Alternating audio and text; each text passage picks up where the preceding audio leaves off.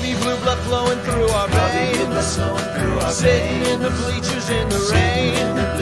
We've shed a million tears and drank as many old style beers out at the game. Let's go Cubby, Ranto, Ranto and the lovable losers. Ranto and the lovable losers. Ranto.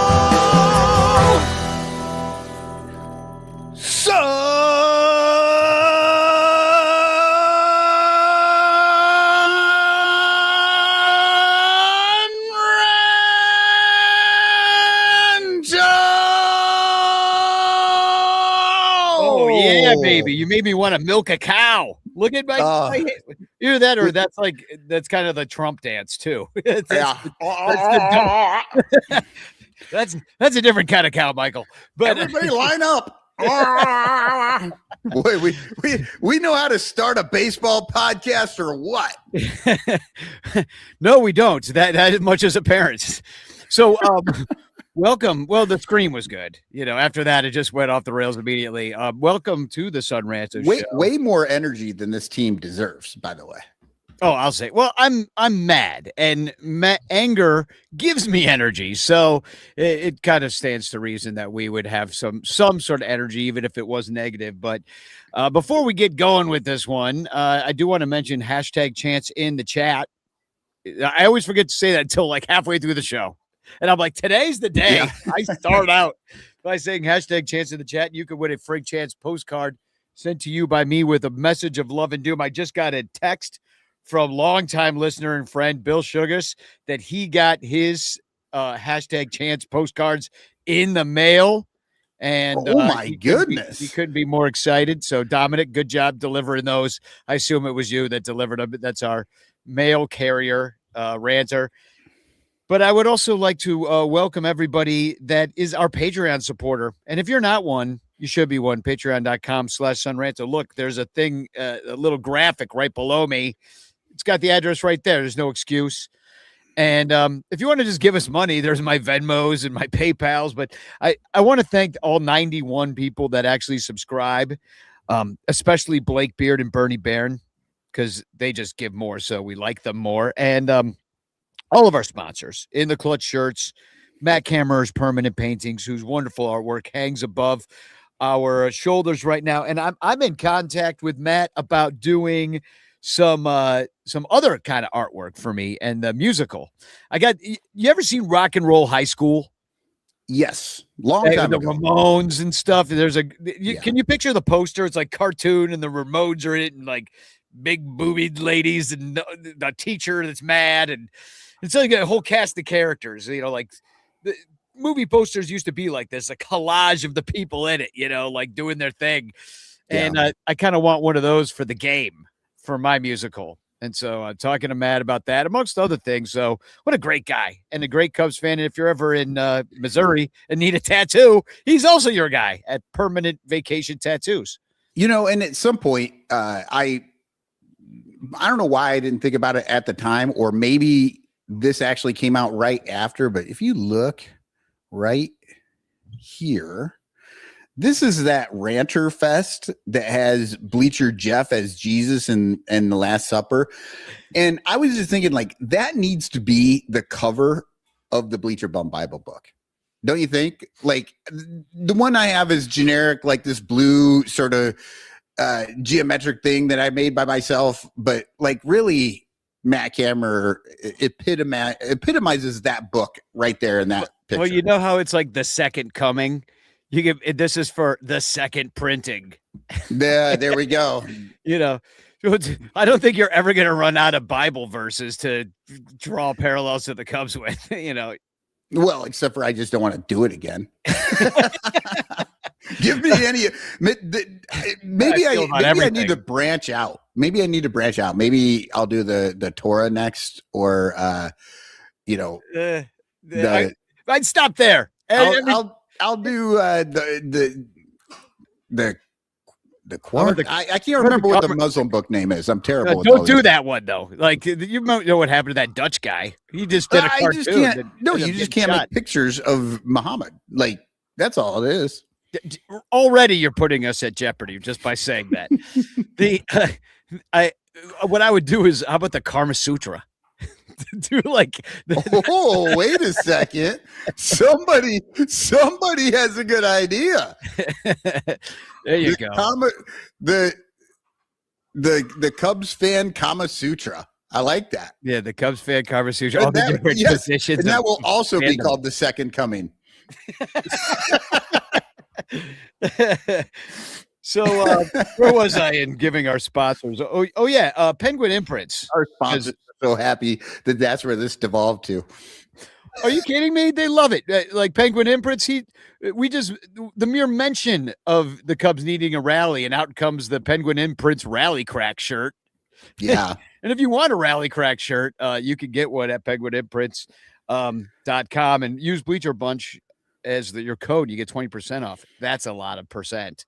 And also, you can also use code Bleacher Bunch. Or no, you can use code Ranter to get your obvious shirts. I always forget to mention that, but Joe hooked us up with that sponsorship a while ago, but it was only for John Baker Day, but I looked it up. It's still there. So let's go. Yeah. People are buying obvious shirts anyways. Might as well use code Ranter. And also, last but not least, actually best, I like the new Fanarchy app. It's a lot of fun over there. There's new bells and whistles coming all the time, including the ability to tag each other. And I've been using the Fanarchy app recently when I'm in places that I can't just watch the game, right? So, it used to be you go on game day and you watch it and it shows you all the plays and all the crap, right? So it doesn't show you like the pitches and stuff, but it does tell you pitch by pitch what's going on. And unlike in the MLB app, you can type about it. You can say something about what's happening while you're looking at it. So if you're ever wondering, you're out and you're like, well, I can't watch the game. Open the Fanarchy app, put it on your game, and it will literally tell you pitch by pitch. It's a curveball ball. It's a fastball strike. Yeah. And you know what I've been using it for is kind of the news, because it's so hard to, unless you go to Bleacher Nation or Cubs Insider, where we post this show too. And then there's a lot of Bleed Cubby Blue. Those are probably the big three. And then there's a bunch of other ones. But Fanarchy's been using heavy.com.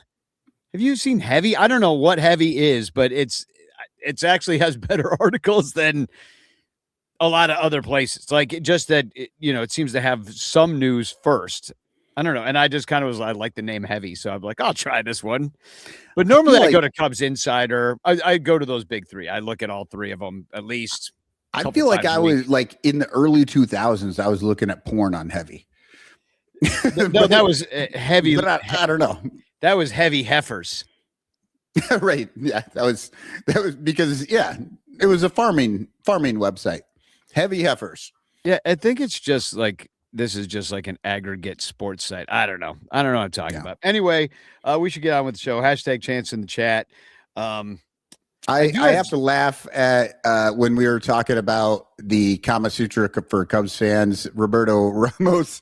I'll post for that cover. And then Bill Sugas, me laying on my back for 36 hours. Frozen. Oh, you're frozen. I'm frozen too. Uh-oh. Oh, you're back. I'm back. Yeah. We're all back. I couldn't tell. I don't know. It's funny when we're doing this. If you get frozen, am I frozen to you? Or... Yes, we were both frozen. Okay. See, and now you're frozen and I'm not frozen. Okay. Really, who we have to ask is the listeners right now. Who's frozen? And is Michael frozen? Am I frozen? Are we both frozen? Let us know. What the hell is going on? Okay. Well, that time just you were frozen. So, but not to me. To me, you were frozen. Okay. So, and we don't even know if we were frozen to anybody else at all. But maybe they'll let us know. Danny was frozen. They said I was frozen and you weren't. So Well, hopefully we got this. Oh, well, they all got lucky. They all got lucky with you making a great face, and then me making, moving around so that they can't focus. All right. Well, let's hopefully I don't freeze again. So should we go tarps off for this one? Should we go? Oh yeah, tarps off, no. Baby. Woo! No, man, these idiots. All right, first we got to start there because that was one of the fucking funniest shit I've ever seen. Is that Cardinals fan in the tarps off section getting that ball, and with it after chanting overrated to PCA and watching him go 4 for 5, and then for him to place that ball perfectly into that section, and then have that kid throw it back and make a total ass of himself with that weak ass throw that did not make the field, but ended up hitting this other Cubs fan that was sitting in the first row, who was like, "What the fuck?"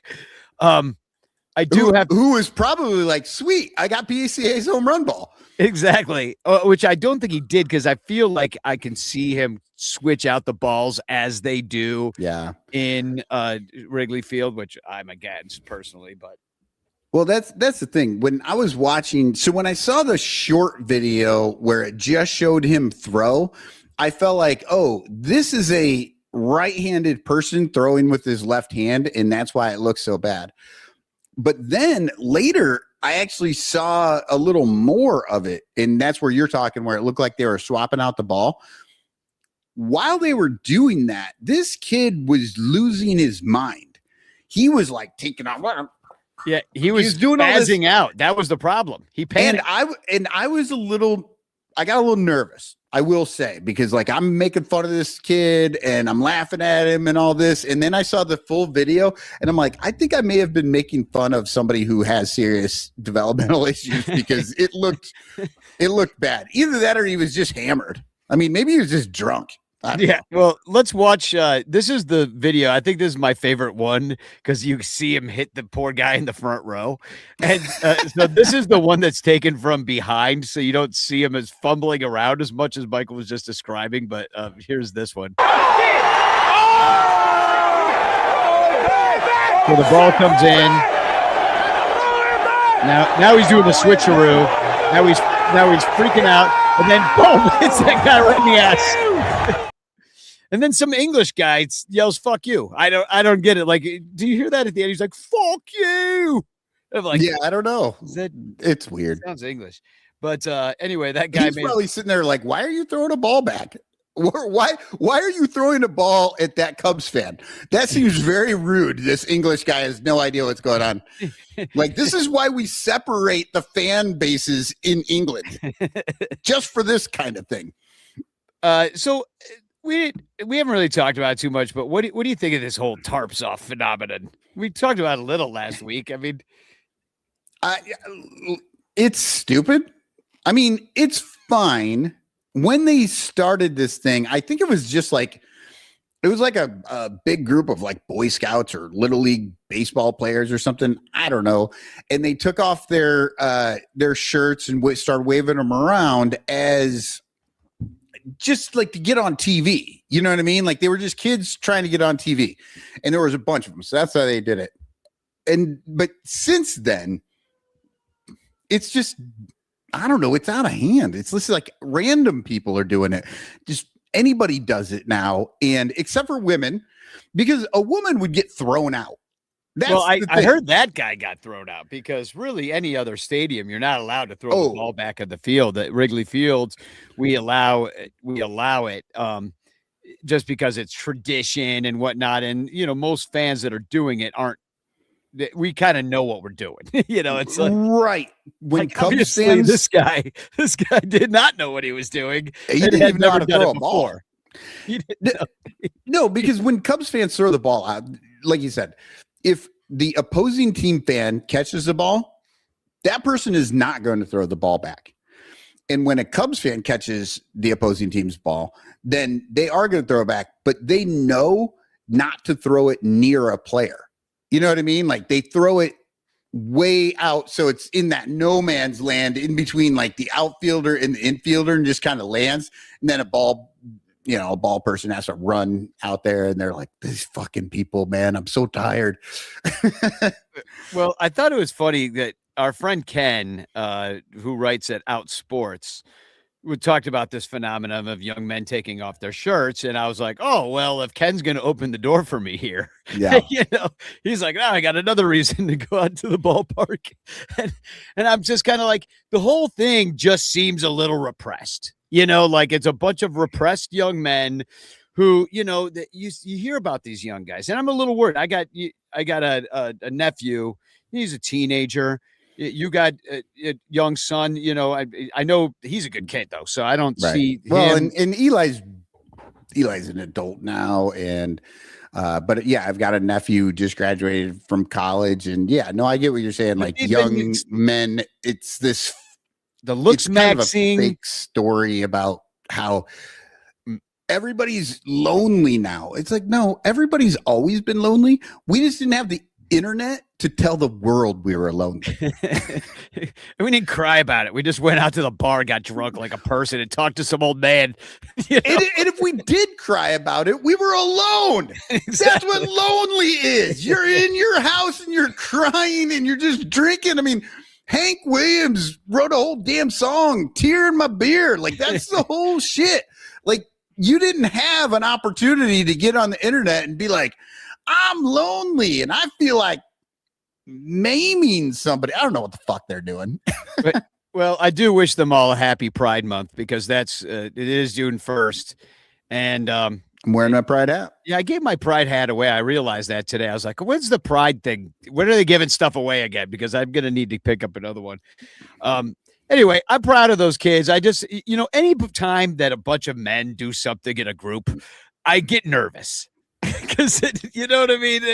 I'm just like, okay, where's this going?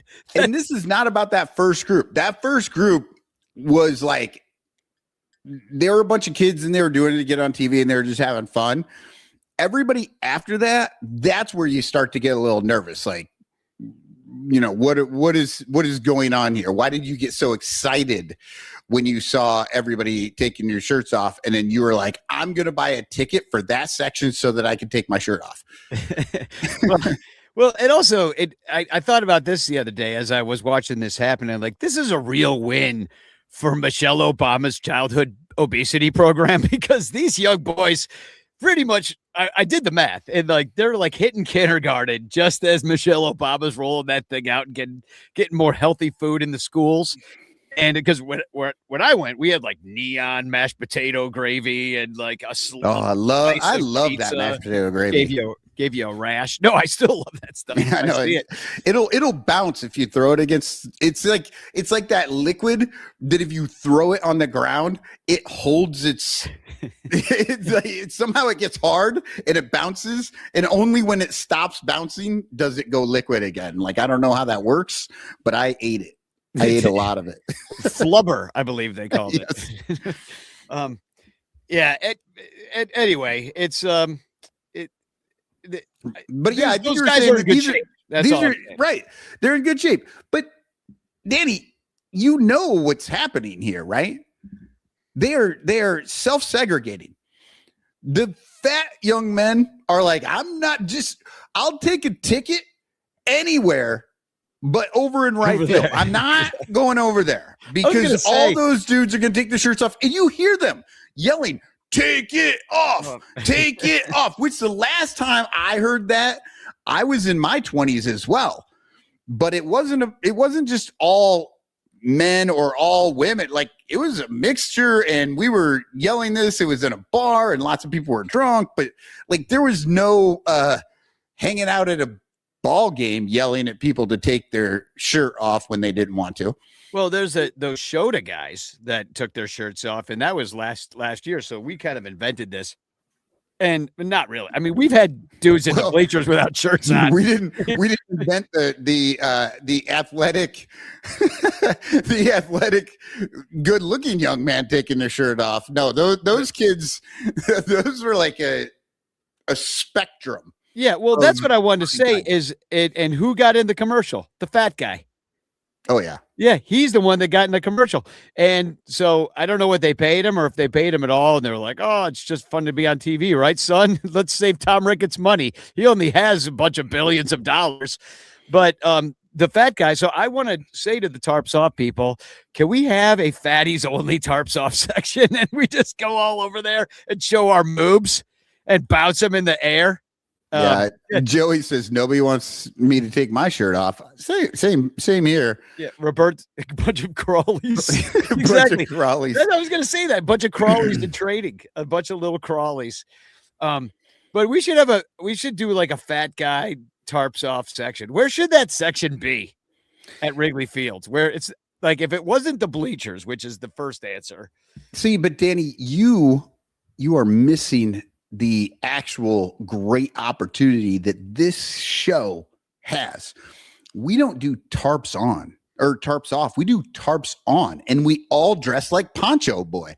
The entire left field bleachers in yellow tarps, ponchos. Yeah. Or we could roll ourselves up in a tarp like they cover the field with and be tarps on. Well, is it still saran wrap? Like, is that still the Reynolds wrap now that they have on the thing? I mean, yeah, do tarps on and everybody wears like Reynolds wrap bullshit. And you know they're putting that on TV because Reynolds wrap is like, hell yeah, we want free advertising. Well, saran wrap would be pretty good because you could like mummy somebody up in that. Like you just like have a bunch of people all mummied up in saran wrap or like tarps on, bitches, let's go. and then the Cubs come back and win that one, and then from then on in, everybody does that. Yeah, or I mean, in the Reynolds wrap, that's like tinfoil, right? So you could all make tinfoil hats out there. Well, no, I think they're already wearing those out there, right? And everybody hold signs about the lizard people coming, and you know. All right. Well, I think we've talked enough about shirtless men on this show. That's a different kind of Cubs podcast. You know what I mean? Remember back in the day before there were about it. Do you remember back in the day when there were like maybe 4 or 5 Cubs podcasts instead of like 30? And every time you would look up Cubs podcast online, half of them would be like Bears and Cubs gay podcasts. We're heading back there. Oh, maybe. Right. I think we're straddling the line, you and I, with this show so far, talking about half naked men. What are you talking about? I mean, this makes all the sense in the world. Everybody who looks for Cubs on their Twitter feed, their Blue Sky feed, like whatever, they get a lot of gay content, and we're down with that. The gays can find us on accident that way and come in and be like, this is the only baseball podcast I've ever heard just talking about shirtless men the whole time. Yeah, the whole time. And we've talked about lots of shirtless Cubs over the years. I mean, I personally had a crush on Jason Hayward. Good Lord, that man looked good without a shirt. Fight me for that guy, though. Yeah. Is there anybody that turns your ignition on this team? No. Yeah, me either. I'm trying to think. Like, no. You know, maybe. I kind of want to turn out Matt Shaw. Yeah. Just to prove a point. Yeah, I think there's nobody on the team that like is like a Jason Hayward-esque like Roman god. It's literally just a bunch of dudes. Yeah. But if I had to pick one, if they're like, no, you got to pick one guy to go out on a date with, I'm going Javier Assad. That dude just looks fun. He looks cuddly. I think like, you know, he probably has enough money to buy like an oversized couch, and I would be the small spoon in that situation. And I would be happy with that because I've never gotten to be the small spoon. I am forever big spoon. And so to get that opportunity to cuddle up with dude on a cold Chicago night, I don't know, watch some SCTV or something, be wonderful. I'm gonna stick with Matt Shaw, just to prove a point. So, can we talk about the fact Danny's like, can we talk about anything else? Anything else? Well, I do want to talk about my least favorite Cub right now, and that is Dansby Swanson. Because, and I know it's not his fault what he's getting We did paid. bring up Jason Hayward, so it makes sense that you want to talk about Dansby Swanson now. It is. He's the right-handed Jason Hayward. Jason also very good with the glove. Dansby, hey, the defense is there. I'm never going to complain about that, but the bat has become unhittable. I mean, unplayable, I should say. And he's already batting ninth. If he could bat 10th or 11th, that would be great. Can we DH for the SS? Like something's got to give. This is awful. What did I say when we were talking about the DH coming to the National League? It like everybody's like, oh, it's going to replace the pitcher, and then somehow we're going to have everybody's going to be able to hit well. And I'm like, no, you're going to get a defense first guy who gets to play because he can bat in the ninth spot because he is technically better than a pitcher. And that's where Dansby is. I mean, he is the poster child for the DH ruining your offensive team. Like, it sucks. Like, it's better when a pitcher's out there, because when Dansby gets his one hit a week, nobody cares. It just makes us more angry because we see that he can do it. When a pitcher gets one hit a week, we're like, that was awesome. The pitcher got a hit. I love it. You got to find your joy in these things, and watching a shortstop hit like a pitcher every single day there's no joy there. Well, and the difference is that he's out there every single day and every single at bat. Whereas in the old days of pitchers hitting, like maybe you saw a pitcher hit twice in the game, something like that. They had to be on a roll to get a third at bat. Exactly. And so now we're watching Dansby Swanson getting 4 or 5 at bats, and you're like, oh, brother. So, but here's the beauty: you go 1 for 5, you're bringing that batting average up at this point. That's a 200, baby. And no, but it's only 200 for that one day. When he goes 0 for 4 the next day, it doesn't do anything for him. Exactly. No, then it just evens out into getting worse.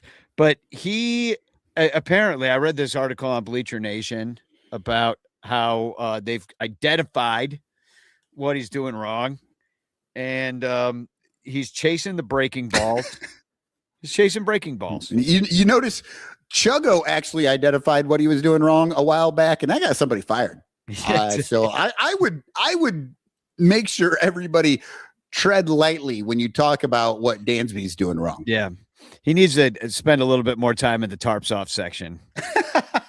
So but he looks like a freaking idiot, because when somebody swings and misses at the off speed pitch that's like diving down, you look like a fool, because the swing looks like trash sometimes. And they're trying to get him to not change his approach, except for just recognizing the breaking ball. And I'm thinking to myself, I'm like, so how do you practice that? Just like go watch a bunch of tapes of breaking balls coming at your face, like, until you're like, okay, I see that spin again. Like, how long do we wait for Dansby Swanson to recognize what a breaking ball is again before you take him out of the lineup and give somebody else a chance? Like, Matt Shaw is hurt right now. He had a back issue. But when he comes back, if you have Nico Horner at shortstop, you're not going that far down from a defensive standpoint than from put Nico out there as opposed to Dansby. And then Matt Shaw, maybe he's got his shit together. He's got a little pop. He's probably who they should have put at third in the first place and never gone with Bregman. Like, we could have bought a whole other pitcher for that Bregman money. Here, let me show you this though, because the Dansby stuff, everybody talks about Dansby, like, oh, Dansby's the best. Oh, he's such a good defensive player, all this stuff. I'm sorry. Let's pop this up there. So what you're looking at here is Dansby's defensive numbers, right? And I will say defensive stats kind of suck. I don't really understand a lot of what they're looking at. But if you look over there closer to the right side, you start to see some negative numbers, -2 in particular. So that is total zone. All right. So that's the number of runs above or below average the player was worth based on the number of plays made. He was -2 in the last 2 years. So 2023, his first year with Chicago, and these are only the Chicago years, just so you know. Right. The first year, yes, 13, +13 and +12 on his total zone. That's a very good year, right? But then the last 2 years, he has not been the defensive like guy that everybody wants. And you notice no gold gloves. He had a gold glove in 2023, but he has not sniffed a gold glove since then because of this total zone stuff, the things that he's not doing all that well. And that's the thing. So on top of Dansby Swanson being a 184 hitter, whatever frick he is right now. Now, I will say this year, he's at a +3 so far. So, I mean, at least it's better than it was the last 2 years. Nico wouldn't be that much far behind. I mean, Nico would be a great shortstop on a lot of teams, and we're lucky to have him at second. But it's but here's the thing. Got other guys that can play second. For 2 years, he has been at this like -2 level. And when I'm looking at his batting, like his batting has not been good, like all that good. 242, 244. That's his batting average. His he was, let's see where his OPS was 744, then 701 in those years. He was a 104 OPS plus when he had the 744. He was a 98 OPS plus when he had the 701. So when we're talking about how he bats, the years that he is doing terribly in the field, he's also not batting well either. So and the only reason I'm bringing this is because everybody talks about how wonderful he is in the field. But the reality is, if you're looking at the numbers don't back that up. Well, and you want to compare him to Jason Hayward. Now, maybe it's a different thing because he is playing right field. But he's batted 259, 270, 251, 265. And this is the guy that people complained about from, ad nauseum about how horrible he was, changed his number to 4-3. Dansby Swanson is the same thing. Now, Ian Happ had a bad couple of weeks there, struck out half the time, but he seems to be coming out of it, started hitting the ball hard. That's what we need Dansby to do.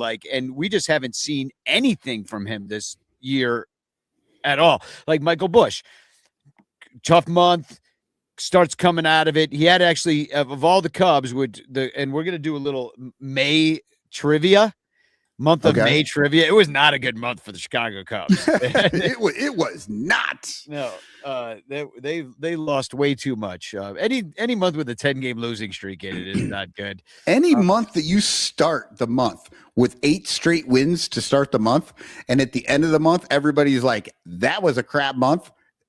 Wow, that's a crap month. They only won 5 more games. I know. I know. I was watching like an idiot. I know. Apparently, there's a lot of people out there that don't watch the game. I don't think that's the Ranters, but there are people out there that don't watch the games. We watch every goddamn game, unfortunately. Or we look at Fanarchy if we can't actually watch it, or we listen on the radio. But we are 100% into this and watching what's going on.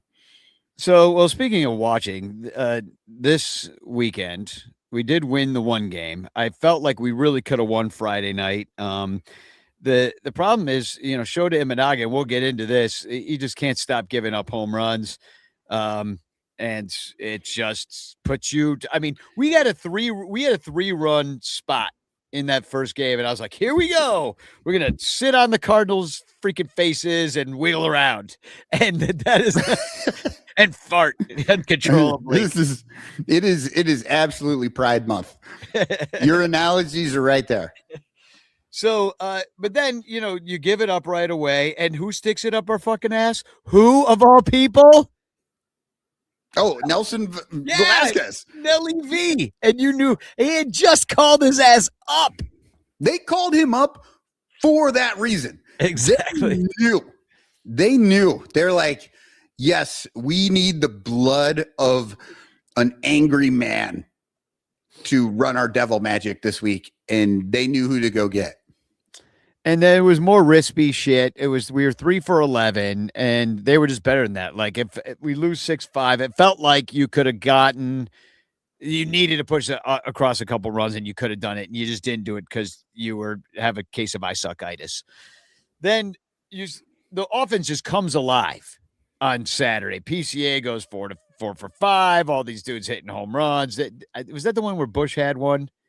No, Bregman had one yesterday when it didn't matter. No, only PCA had a home run in that game, I believe. Yeah, okay. Maybe Hap did too, but I think it was just PCA. But they scored 6 and they had 12 hits. Yeah, and I'm like, okay, we saw them kind of coming out of it the last week, but when they, when me and Bleacher Jeff single-handedly ended the Cubs 10 game losing streak at the Battle of Wrigley'sville Dogs, that at that point, I thought the Cubs were going to come out of it and take the 2 of 3 that they needed to take from the St. Louis Cardinals on the road. They couldn't manage it, and now we're 5 games back, and the Cardinals are ahead of us. Everybody's ahead of us except the Reds. Everybody except for the Reds. Yeah. So, and then Jordan Wicks, who, by the fucking way, was supposed to be good because he's a first-round pick. And so I don't know what the hell they were looking at when they signed his fucking nerdy ass, but he apparently sucks. And everybody from the freaking Blue Friday trade that we got sucks, and they're not in the majors except for PCA. Everybody, but there's like 12, 13, 15 other guys, and none of them panned out for us. Not a single one. Now I heard Caleb Killian's actually doing so well with another team because of course. And we can't get shit out of Jordan Wicks. First round pick, a lot of promise, can't get anything out of him.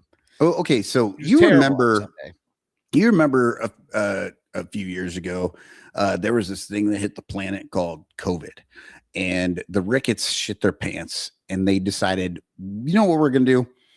We are going to do the right thing by our fans and our employees and everybody. What we're going to do is we're just going to fire everyone so that we can save money.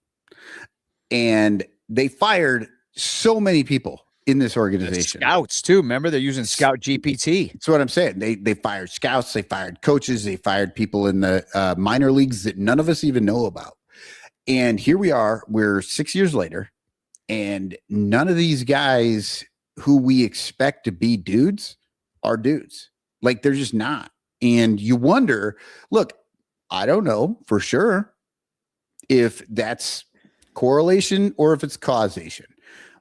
What I do know is the Ricketts fired a shit ton of brain power within this organization throughout the minor leagues everywhere.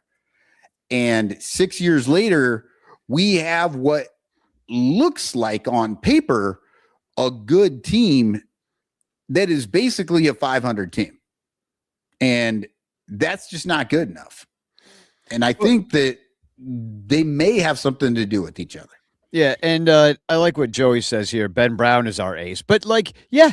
And who saw that coming? I mean, we always thought that Ben Brown had talent, and the fact that he's one of those big, lanky, tall guys, like that's always helpful. It gives you a different kind of look.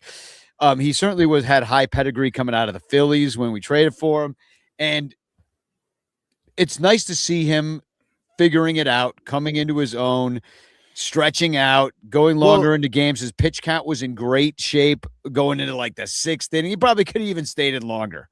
Yeah. I mean, and I think he added a secondary fastball. Like, that was the problem with Ben Brown. That's what all the stat holes would tell you. Like, he's doing better than he should because he only has 2 pitches. So he added a third pitch. He had a 4-seam fastball. Now he's got a 5-seam fastball, or 5-seam, the 5-finger Brown. Yeah. 2-finger Brown as a 5-seam fastball. But give yeah, so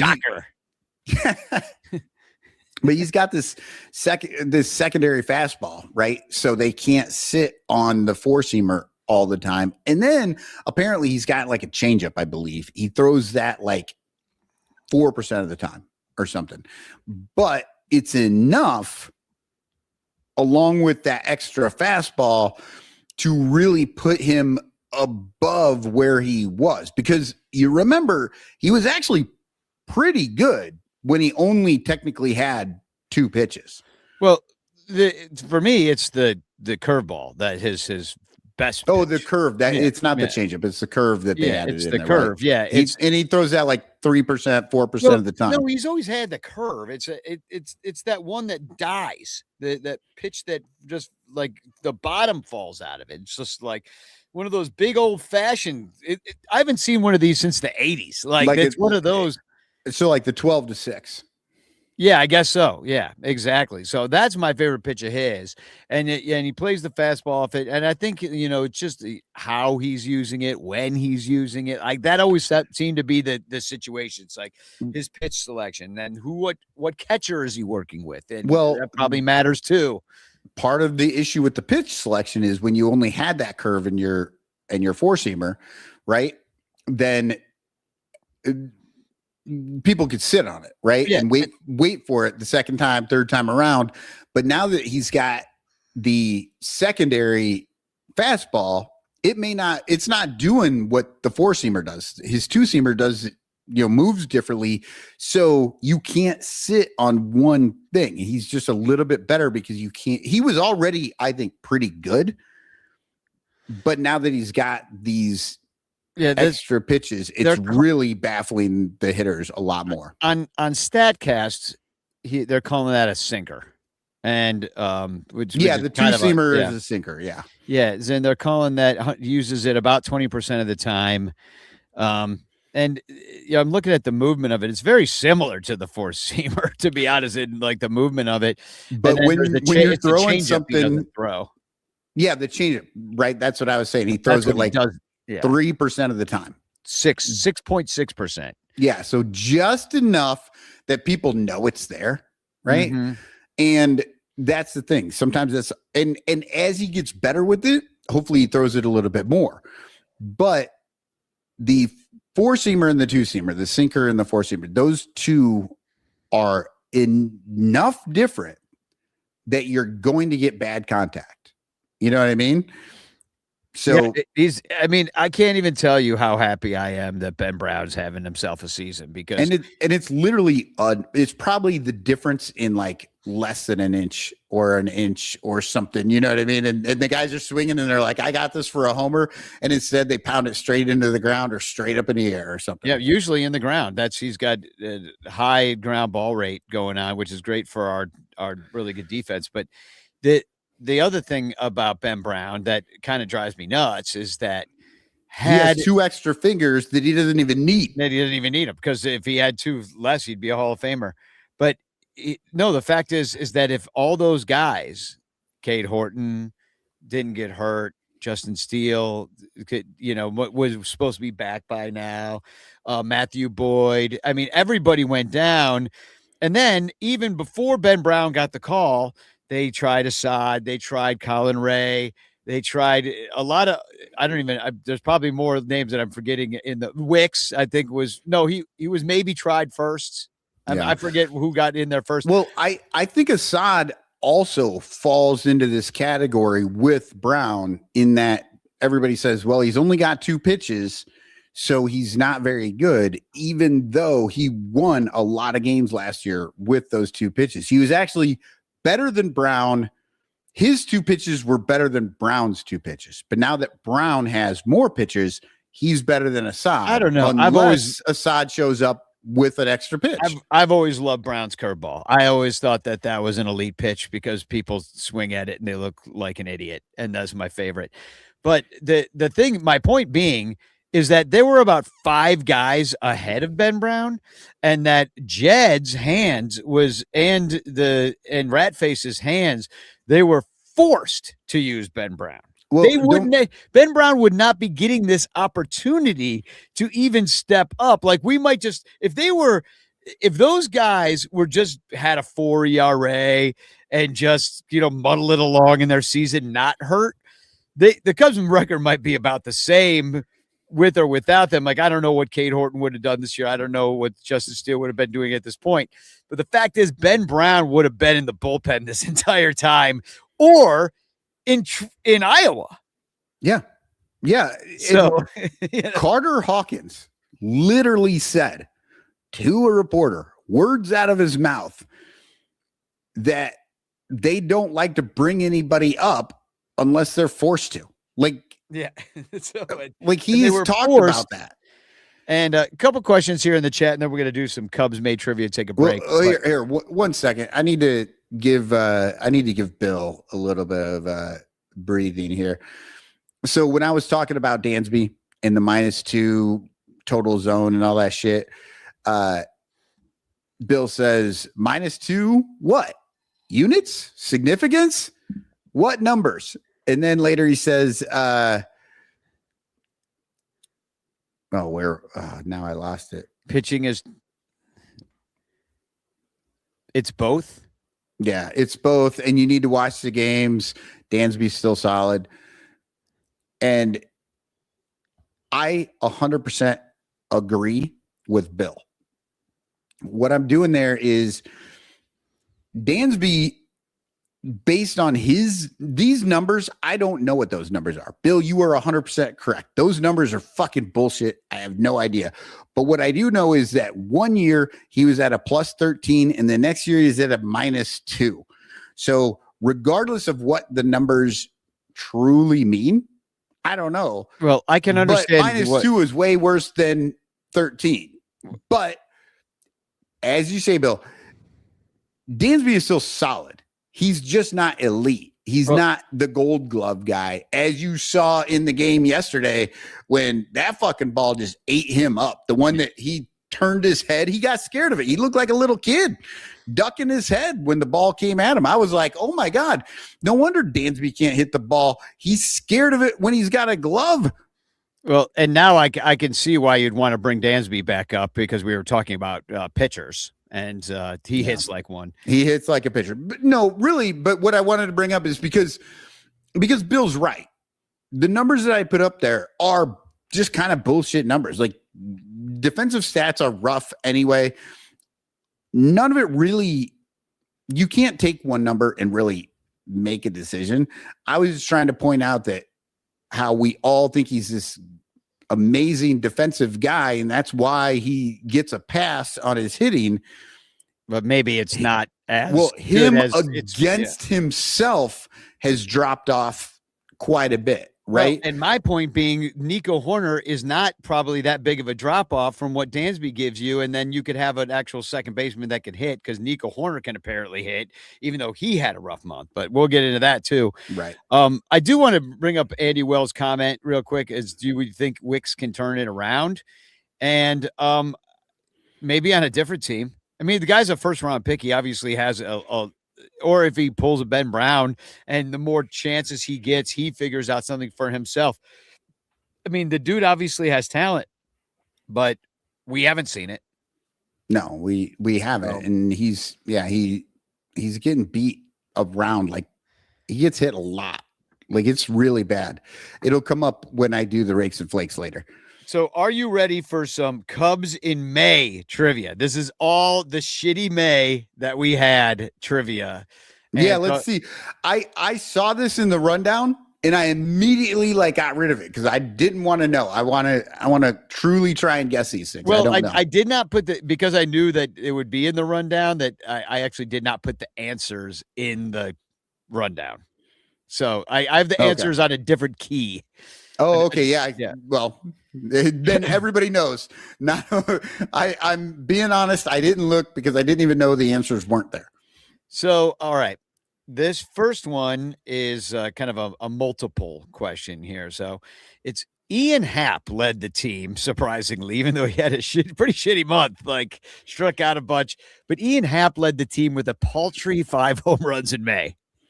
That's not a lot. I mean, it's okay. I guess it puts you on pace for 30, right? So it'd be okay. But he led the team with 5 homers in May. 3 players were tied with 4. Who are they? 3 players with 4 home runs. I am going to go with Tell us in the chat too. Yeah. Put it in the chat. That might help me out a little bit too. Okay, I'm gonna say Michael Conforto is one of them. Yes. I'm gonna go with Michael Bush. Yes. And there's one more, right? One more. One more. Good Lord. They had 4 homers. I mean, PCA only has like 5 or 6 total on the year, so I don't think it's him. Is it him? It's him. Tarps off. Oh my God. Like he's only got like 6 this year, right? I don't know what he's up to, but yeah, Andy Wells had it. Dominic thought it was Saya. No, it was not. Mr. Fourth Row says Swanson. Yeah, in his dreams. Did you not hear what we were just talking about? Dansby Swanson. It's terrible. You know what's crazy if he had though? 4 home runs, those would have been his only hits of the month. You know what's crazy though is right now Dansby Swanson actually has positive WAR, and I was looking at him like, why the fuck does Dansby Swanson have positive WAR? And it's because he has like 5 home runs or some bullshit. Like that's all it takes. Yeah. Like people act like WAR is this like amazing stat. Nah, just hit a couple of fucking home runs, and all of a sudden you're a good baseball player, regardless of anything else you do. So second question, there's 9 questions because it's baseball. Okay. So PCA has 7 home runs total on the year, and he had 4 this month. I mean, that makes sense. You know, there's only I guess it's the second month, 3 playing 1 since month, 4. March. Okay. There's an extra week. So he started a little slow. So he's picking it up. I actually thought he only had like 5. So I didn't think it was 4 this month, but yeah, 7. So the White Sox, who actually have a better record than the Chicago Cubs right now, if you can believe that fucking shit. It pisses me the fuck off. But the White Sox led the league in home runs in May with 40 home runs. How many fewer did the Cubs hit? Okay. White Sox had 40 home runs. They had 40 home runs in May, and the Cubs had, well, we know based on what you just said, I know of 17. I know there are 17 home runs at a minimum. How many more than those home runs did I'm going to go, but the Cubs had less home runs, right? They had less home runs than the White Sox. Fuck, I'm going to go 23. They had 23 home runs, you say? Yeah. You are so close.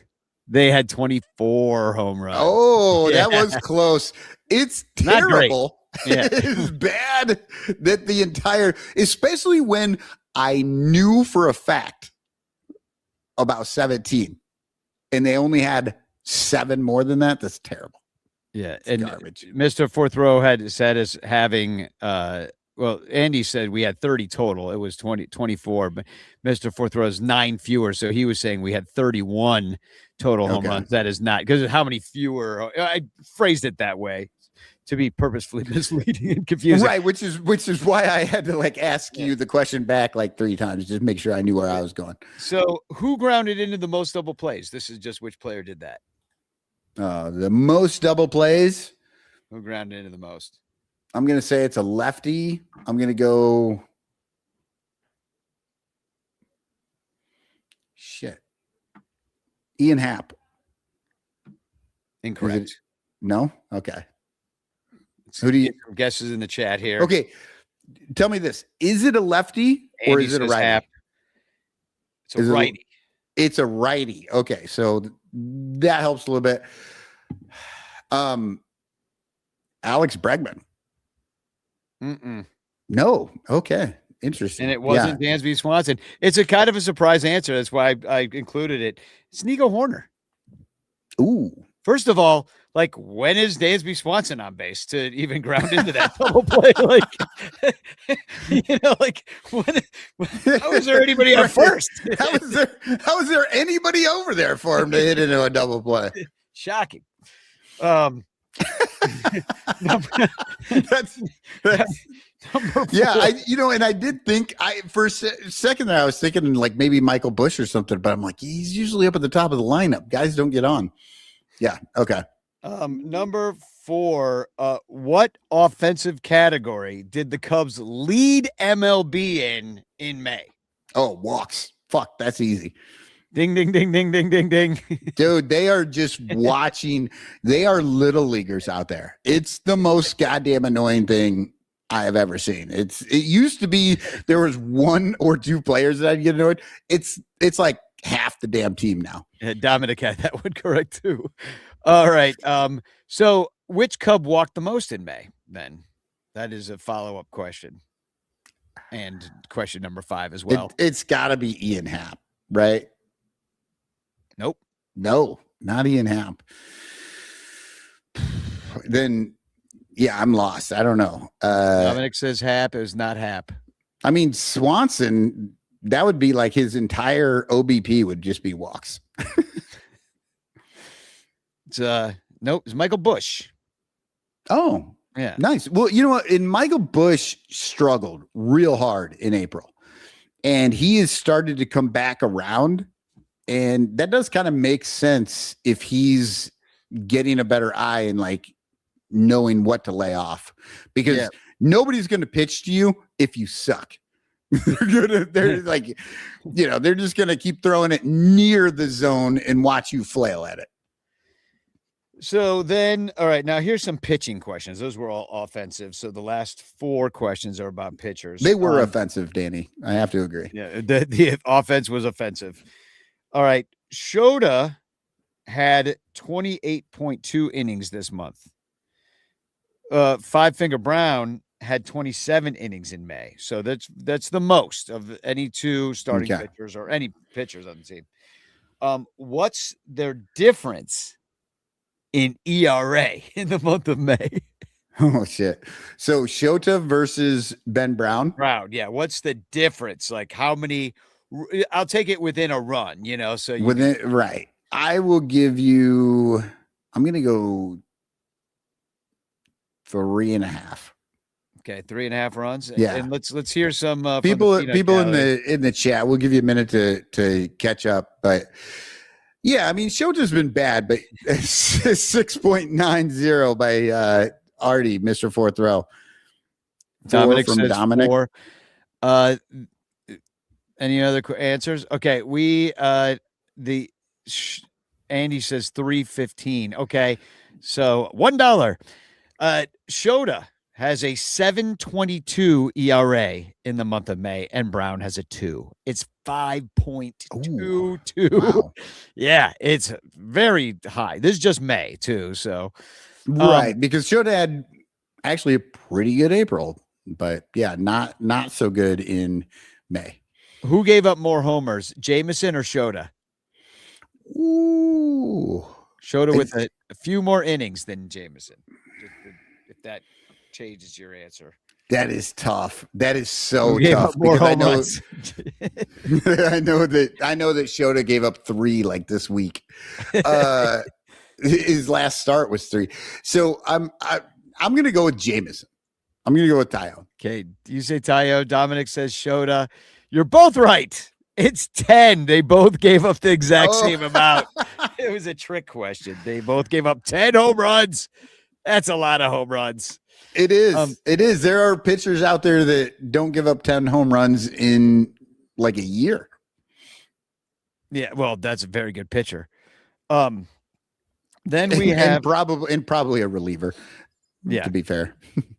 So then the Cubs, they did give up the second most home runs in May as a pitching staff with 45. But which team gave up the most home runs? This is what other team gave up them? And I know we don't watch all the games of the other team. I'll narrow it down. It is a National League Central team. Oh, then it's got to be the Reds. It's got to be the Reds. The only team worse than the Cubs right now is the Reds, and they play baseball in a bandbox. Like, it's one of the greatest home run parks in the league. So it's got to be the Reds. It's kind of shocking that it's not Colorado, though, right? You know, that because that would have been my guess. It's just like, well, Colorado, and the air is thin, and everybody hits home runs, and yeah, you know, but the Reds, bigger. It's not as much though as people think. I mean, I spent a lot of time out there. You would expect there to be a lot more home runs, but they do deaden the ball with the humidors, and it's really kind of the reason it's like hitter friendly is just because the outfield is actually bigger, and so it's like doubles. Right. Lots of doubles out there. Yeah. Okay, final question. Which pitcher on the team has the this is a bullpen pitcher. Which reliever on the team has the highest strikeouts per 9 out of the pen? Oh, I'm going Hobie Milner. I'm not even going to think about it. It's got to be Hobie Milner because Craig loves him. Like he sends him out there as much as humanly possible. So he must have the highest strikeouts. Like it just has to be. Actually, Dominic with the right answer here. Oh, Jacob Webb, 12 strikeouts per 9. That's and maybe it's because he has 9 innings and Hobie Milner has 45 innings. 46 innings. Yeah, exactly. So I think those were pretty fun. Well, it would be more fun if they were positive stats. Right. I didn't have a lot of really great things. I got paltry offense and terrible starting pitching. Yeah, exactly. A lot of home runs. So, all right. Well, we have to take a break, and we don't have to, but we're going to. But yeah. I would like to invite everybody to please join our Patreon at patreon.com/bleacherbunch. And do we have a Sun Ranto silhouette today? Did you do that? Yes, we do. We do. All right. Bring it. Yes, we do. Before I bring it up, I need to find where my clue is for the listeners, because I've got that in here somewhere. Well, I'm getting all these Fanarchy notifications. Oh, there it is. By the way, do you know why? Because I follow Billy DeVore now on here, and he is a heavy Fanarchy user. I follow. Yeah. I mean, one of the things that I have not been good at yet is seeing what everybody's posting.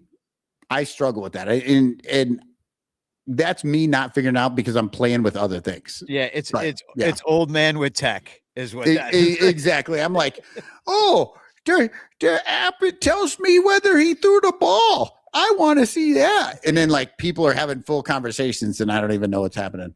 Yeah. Okay. So here it is. Let me find I feel that way about Discord. Sometimes I open it up and there's a million comments. I'm like, I ain't reading all that. Like, I wish I could just like throw it all in ChatGPT. I'm like, just give me the gist and the really good jokes. Yeah, exactly. Okay. So we've got, so this is not a baseball card, unfortunately, because this guy does not have a Cubs baseball card. That's one hint. But there it is. And you notice, sometimes when I do these, weird things happen. Like for some reason, Canva just decided it didn't want to like make the shin guard and the shoes any different. So if you know this guy's shoes, it might give you the idea of who it is. And he's a lefty.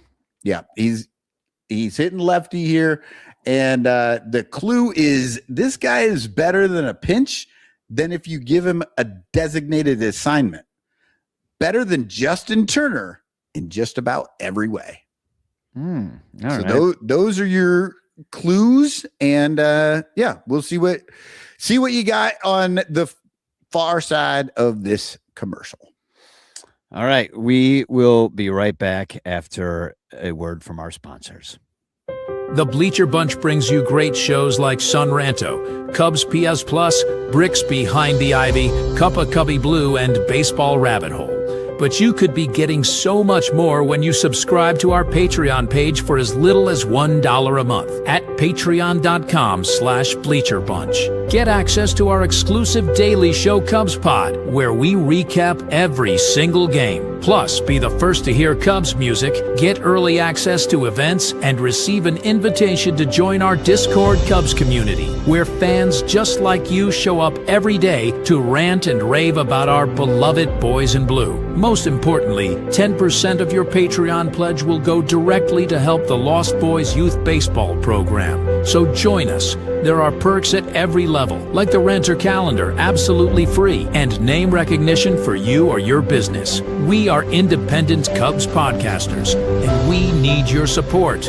Otherwise, we'll quit. Seriously, we'll all quit. Some of us might even die from your lack of support. In fact, the cutest little puppy you've ever seen will die if you don't support the Bleacher Bunch at patreon.com/bleacherbunch. We promise to spend all the Patreon money on tickets and beer and all the dog crap we have to buy just to keep our podcast rolling.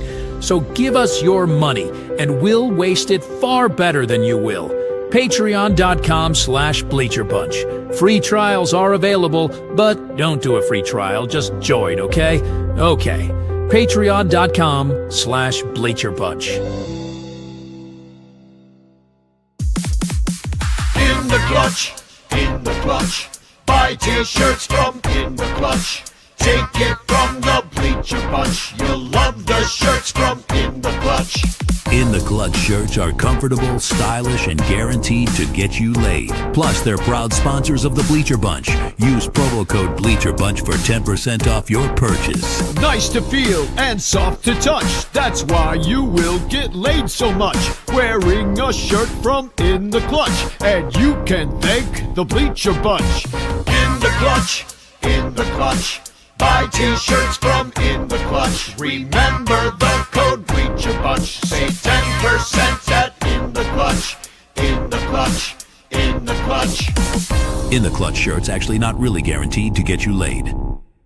Hey there, as you can see, I'm a talking penguin. No, I'm not like the Batman kind of penguin or Ron Say or that dumb fuck Happy Feet. No, I'm the spokespenguin for Penguin Imprints, who makes awesome imprinted items with original designs. And they do custom stuff too. Well, check this out.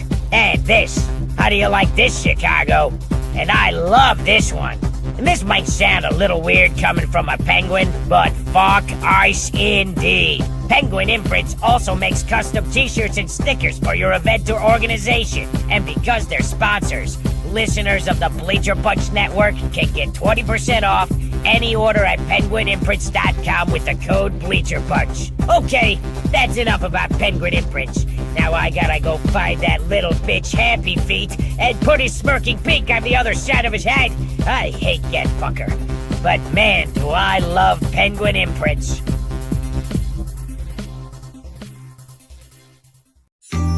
Oh, hi, I didn't see you there, because I was entrenched in the awesome new baseball fan app called Fanarchy.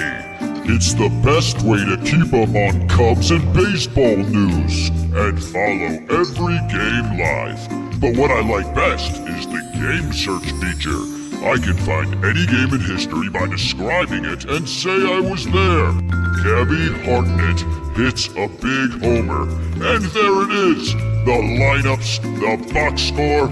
Oh, I can reminisce about being there at the homer and the gloaming. People don't say gloaming about dusk like they used to. Let's try another. Babe Ruth calls his shot and hits a homer at Wrigley Field. And there it is, that Charlie freaking Root. What a bum. Anywho, I love Fanarchy, so I wrote them a song. Get off Facebook, get off X. The Fanarchy app is the best. For all the Cubs baseball news I need, I always use Fanarchy.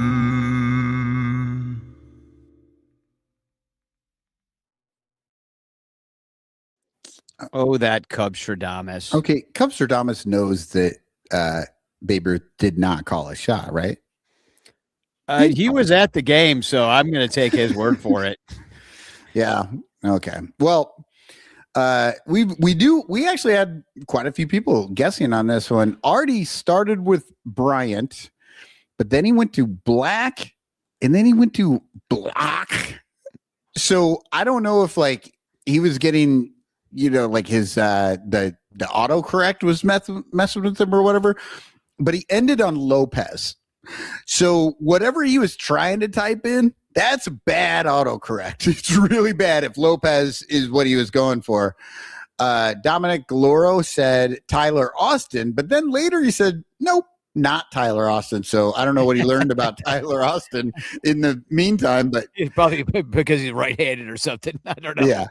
And then Andy Wells says Travis Wood. That's a good guess. I like that guess. But there are actually baseball cards for all of those people. That was the big clue. So, Danny, do you have a guess? I mean, I don't know who there's a baseball card in Nada, but I'll say Mike Tachman. Michael Conforto. A modern. Yeah. Who's that cubby? I like it. The reason he doesn't have a card is because this is his first year with the team. And so they don't have a card for him yet.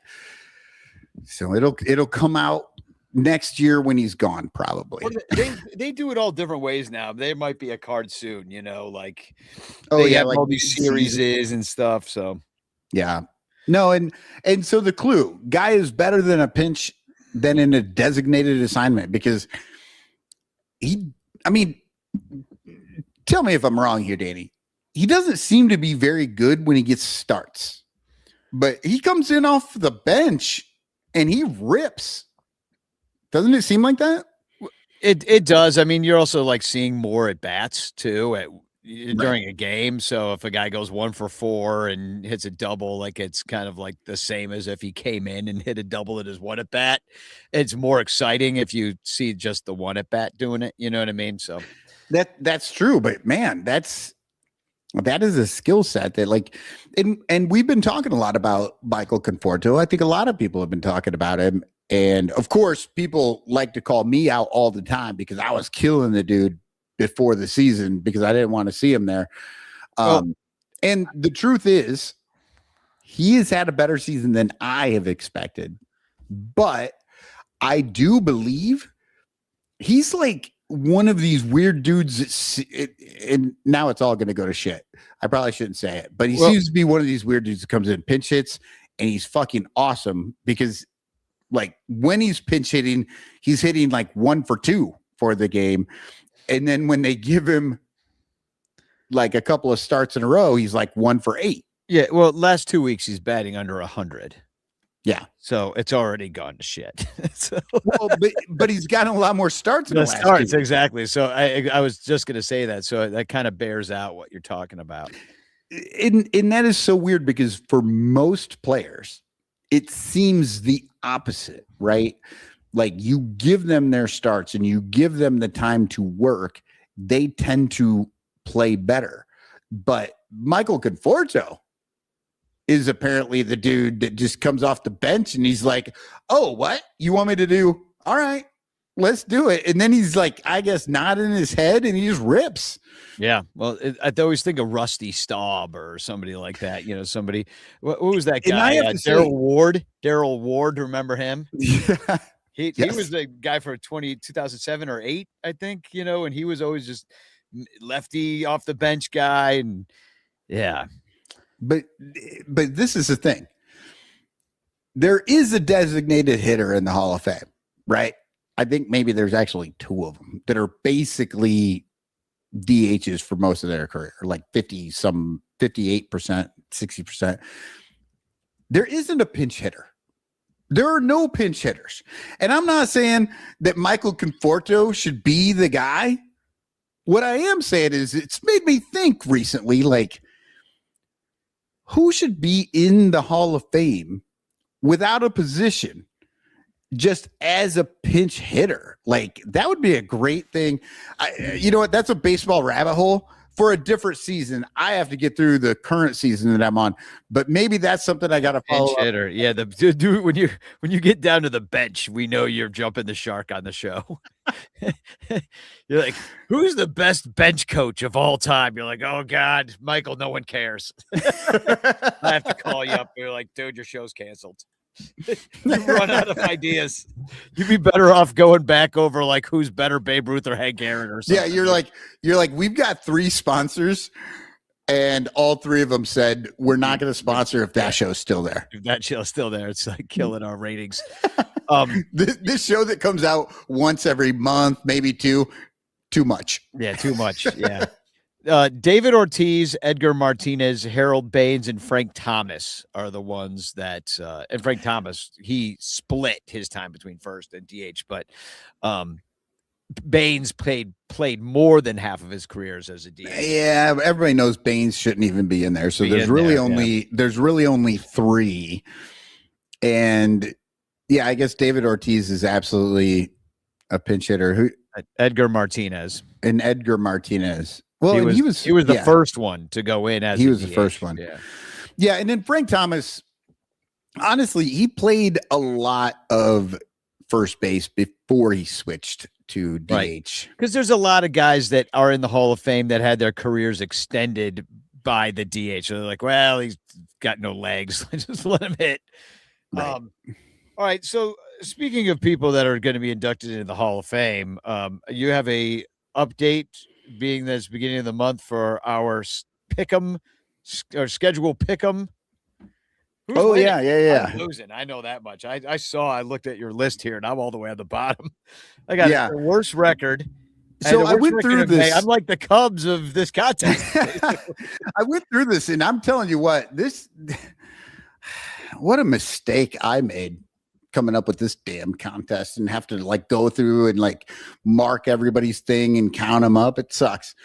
I could have told you that before you even started this. I'm like, oh, this isn't going to go well at all. I will say all of that is frustrating and it does suck, but ultimately, like it is kind of fun when you see, and I'm only saying that because I'm leading. You're winning. Yeah, I saw that too. You're winning, and then your son. So yeah, exactly. Me and Eli are tops in this. So the leaderboard is me, and I'm 2 games ahead of Eli and Yumper. And it says Jumper on here because you cannot write Yumper without it changing it to Jumper for some reason. But yeah, so Eli and Yumper have 31 and 29 records. I have 35 and 25. Wow. Yeah, it's almost like you invented the game and are in charge of the numbers. Wow, weird. Yeah, it's weird. Yeah. No, actually, Yumper and Eli are at 33 and 27. I am at 35 and 25. And then we have Artie and Dom are both at 31 and 29. Everyone else is below 500 except for God, what Cubs magic number? Cubs magic number. Yeah, whatever. I can't remember. But yeah, so Jeff is at 22 and 22 because he started late. So he's technically above everybody, even though he's done less games. So we'll see how that works out. But he came in pretty good this week. But yeah, I mean, I jumped ahead this week, 18 and 11. It was wild. You had the opposite month of the Cubs. Yeah, I did. Well, and I will say when I'm going through these, them to lose a lot is what you did. You picked them to lose all in May, and they lost, and you won. That's what happened. No, and what was amazing is I'm going through and I'm looking at everybody's score sheets and stuff, and I'm just like, so many people have a good month, but then they literally do the opposite in like 2 series. Like it's a loss, win, and they have a win, loss. And do it for 2 series. And then all of a sudden their whole month is shit. This is why I don't gamble. Yeah. And Danny is bringing up the rear. Him and Bill Sugas are, sounds like us. Yeah. You guys are hanging out there, but it's only 28 and 32. So in all reality, you're 7 games behind me at 35. So it's not like this is we're just playing below our Pythag. That's all. Yeah. I mean, when numbers don't mean anything, you may as well just fucking guess like we're doing right now. This is pretty much the roulette wheel. Yes. Yeah. So, and we're also doing rakes, flakes, throws and blows. Now, is this for the whole month or is this for the week? Or no, this is just last week. Week. If you would have hit me up earlier and done the month, I could have done the month, but I was not. I was just trying to get shit done. Well, to make it even more confusing, the numbers that I screenshotted are for the last 2 weeks. So you're going to tell us about the who sucked this week or who was good this week. And that's going to be different than your 2 weeks and my 2 weeks, and different than the maybe month. Maybe not. But, It'd be interesting to see. But yeah, I did Cubs pod this morning, and then Danny wanted to go at 5, and so I spent like all this time like in between my work trying to get this other stuff done, and then Danny's like, oh, let's go at 7. Let's go at 7. I just wanted to keep you on your toes, Michael. Yeah, he's like, let's go at 7, and then Lyle can join. Yeah, and of course he's here, so the ghost of Lyle. Well, Lyle just sent us a picture of a porch that he's working on. He's like, I'm not leaving till I get this demolished. So I guess. And I have to say, I am so jealous that Lyle is so far away because I have a front porch that really needs to be demolished so I can put a new porch out there. And he seems to be doing this. So I know somebody that knows how to do it. And he's a long fucking way away. Yeah. So that's frustrating. All right. All right, let's do this. Run the video, Danny. And now, I'm going to show you how to rake.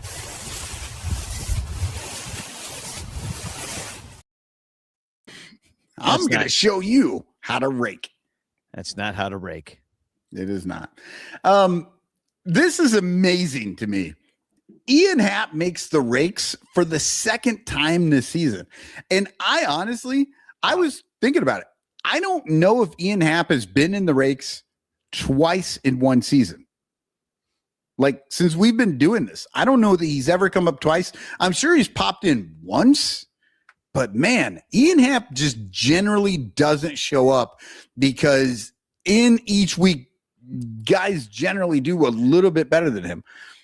But this week, he has hit 3 homers. Danny said he had 5 for the month. 3 of them were in the last 6 games. So he's getting hot, but he was really cold before.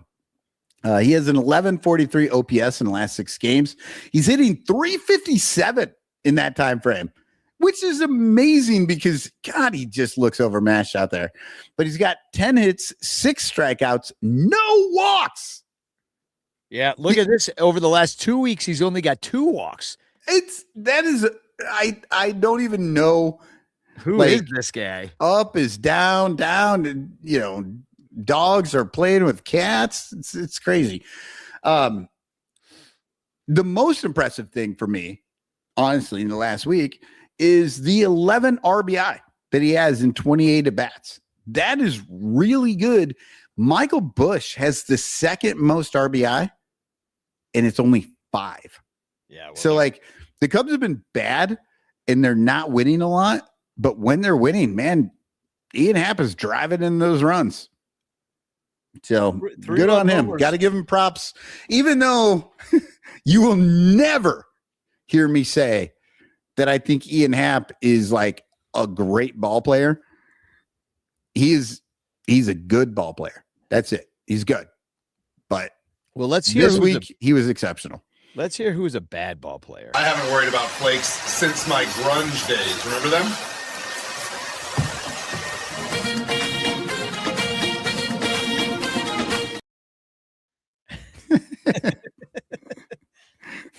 So why the Latin hordes at the end? I'll never know. I'll never know. Well, because he was getting ready. He was about to go out. He's the closer. That was Latin horns. That's his walkout music. Walkout music, yeah. Surprisingly, the flakes this week is Nico Horner. He's hitting. Number one, it's a surprise that it's Nico Horner. Number 2, it's a surprise that 241. That's his batting average, and that's as bad as it is. Like, I seriously thought a lot of these guys were going to be below 200 for this week, but no, everybody with like at least 20 some at bats is hitting better than Nico Horner this week, and he's at 241. He's got 7 hits, 2 walks, 2 strikeouts. But literally every single hit has been a single. So he gets 0 boost for power, and that puts him at the bottom of the list in OPS out of any of the guys that are actually starters. Well, and he has been failing with runners on, and those 4 double plays, he leads the league in leads May in double plays anyway. Well, and I talked about it on the Cubs pod today. I don't know what they're doing with their lineup. For a little while there, they were leaving it as it was, but then they started to suck, so they did need to change it. And then they went to PCA at the top for 7 games. And just when PCA had his best game at the leadoff, 4 for 5, they took him out. Yeah, they moved him to the second spot and put Nico Horner up there. And yeah, but you know why. Now the most important thing in baseball is the hand you wipe your butt with. That is why. It is why. He had to bat second instead of first because the pitcher had wiped his butt with his left hand and not his right hand. So he had to wait one more batter. Yeah, one batter. They wanted to switch it. Well, then what happened? They lost. They lost. They also moved Michael Busch out of the 3 spot down to the 7 spot. Yeah. For Even though he's taking shit tons of walks and yeah. Yeah. I mean, it was seriously if you're not listening to the Cubs pod, listen.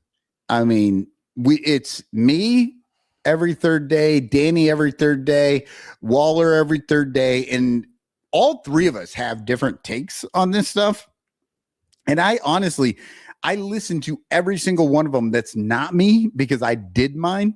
So I know what I said, but I listened to Danny and Mike, and it's honestly between the 3 of us, I think we're covering all the aspects of this team that you can cover and actually really know what's going on. So I listened to Cubs pod to prepare to do this show. Right. And I'm like, what happened this week? Oh, I know. I'll just binge listen Cubs pod on a walk. And if anybody's on YouTube and they're watching this and they're like, these guys never actually talk about the games. We do. It's because we talk about the games every single day. It's called a podcast. By the way, I'm not insulting you guys. You watched the games. We don't need to tell you what happened in the games. You already know. You watched. Oh yeah, I covered the first inning. I did 25 minutes. I only did 1 inning, and then I quit. It's really all you need. So we're at Flakes, aren't we? Yeah, let's do it. No, wait, we're at Throws. No, we're at Blows. Throws. Throw them up, son. Throw them up. Yeah. Throw them up, son. Throw them up. Oh my God. He needs to wear that for Halloween. Well, it's weird because every time I see it, I always think he looks like Nathan Snead. It's like somehow AI made Chris Salato look like Nathan Snead. I don't know how. Yeah. We need to do this year. We need to do trunk or treat, and everybody just dresses in one of the 4 costumes that Chris wears. Okay. So Ben Brown is the thrower this week. 7 innings pitched. He only gave up 1 run on 3 hits and 1 walk while striking out 6. In the bullpen, this may be a little bit surprising. Trent Thornton is who I'm going with. He appeared in 2 games. He has 4 innings pitched. He went 2 innings both times. He's only given up 1 hit and 1 walk. He also only struck out 1, but it doesn't matter because he gave up no runs. That's how you get the 0 ERA. And it doesn't matter how you get there. Just get there. Get your 0 ERA. And whatever he is doing, just keep doing that. That's all I want to see is zeros thrown up on the runs. And I don't care about anything else. Trent Thornton. Trent Thornton, who would have thunk? He is the most nondescript human I've ever seen. Well, he looks like Jordan Wicks. He looks like an amalgamation of relief pitchers that have glasses. There's 8 guys that he could look like. But I also do want to give a shout out to Shota Imanaga because he has 70 innings this year, 69 strikeouts. Oh, nice. Yeah, so even though One he's nice also thing got about him. 69 homers, Yeah. he's got 69 strikeouts. So Let's all go to right. the blows here. Okay. As soon as I find it, I will go to it. Oh, here we go. Just put your lips together and blow.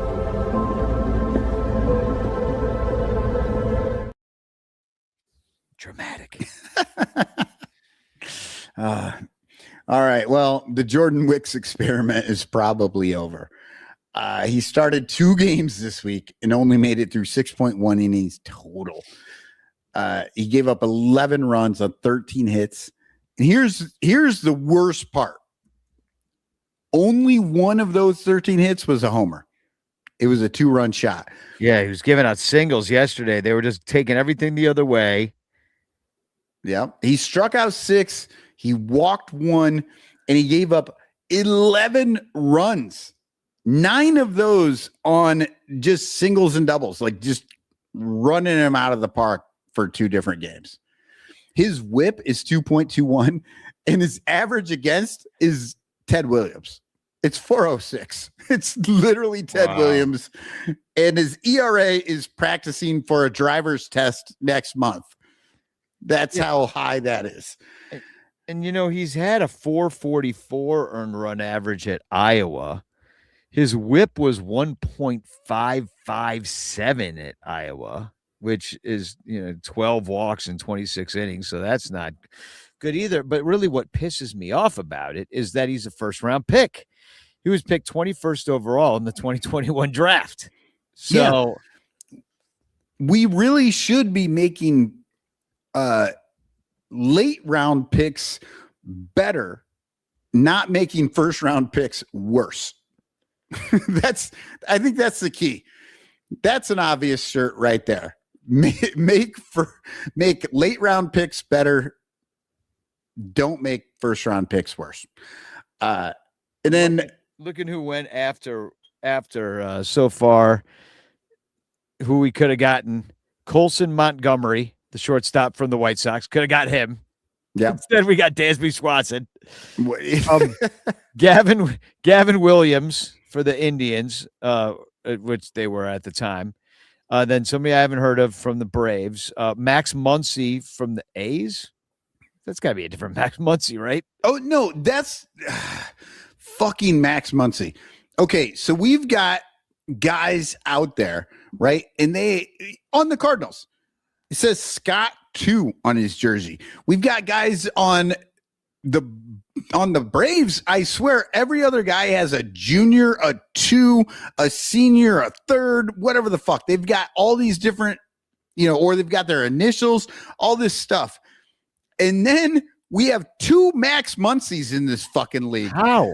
And they don't differentiate themselves at all. Max Muncy is not a real name. Max Muncy makes me think, do you remember that 1980s movie where the grandpa comes back and teaches the kid how to play baseball? Do you know what I'm talking about? The Return of Max something. Yeah. Okay. I can't remember. That's all I ever think about every time I see Max Muncy. Yeah, well, the Return of Max Dugan. Oh, Look it up, people. It's like a bad schmaltzy like TV movie, but like literally the dude, he's like a gambler and he's like a deadbeat dad, and he comes back and he meets his grandson and he teaches him how to hit by wiggling his ass, because that's the kind of shit you did in the 80s. And it's called The Return of Max Dugan. that's all I think about every time I see Max Muncy on the field. well, here's some more people that got drafted after our guy Wicks. Also Jackson Merrill from the Padres. Well, he's no good. No good. Oh, you're being Yes, I'm. yeah. Yeah. Andrew Abbott, the lefty pitcher from the Reds.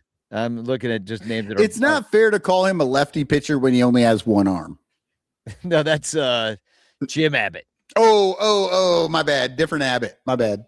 And then Bubba Maybe Chandler. he should be Andrew Abbott the second. How about this? Now, he's not having the best year of all, and maybe it'd be very similar to Jordan Wicks, but Bubba Chandler from the Pirates went in the third round that year. I know it's hard to know how these guys are going to turn out 5 years later, but it just seems like the Cubs kind of swing and miss quite a bit. I'm 100% on board with skipping anybody named Bubba.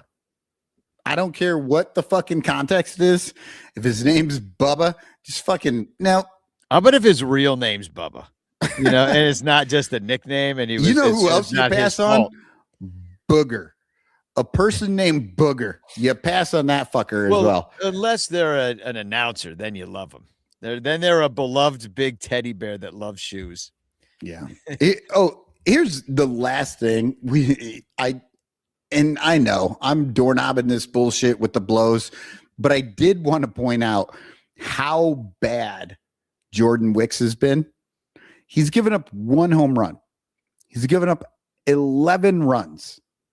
Shota Imanaga gave up 3 home runs in 1 game. He only gave up 5 runs. Like, that is amazing. You give up 3 times the amount of home runs, and you give up half the runs. Well, now I see why they picked him first. Then he just doesn't give up the long ball.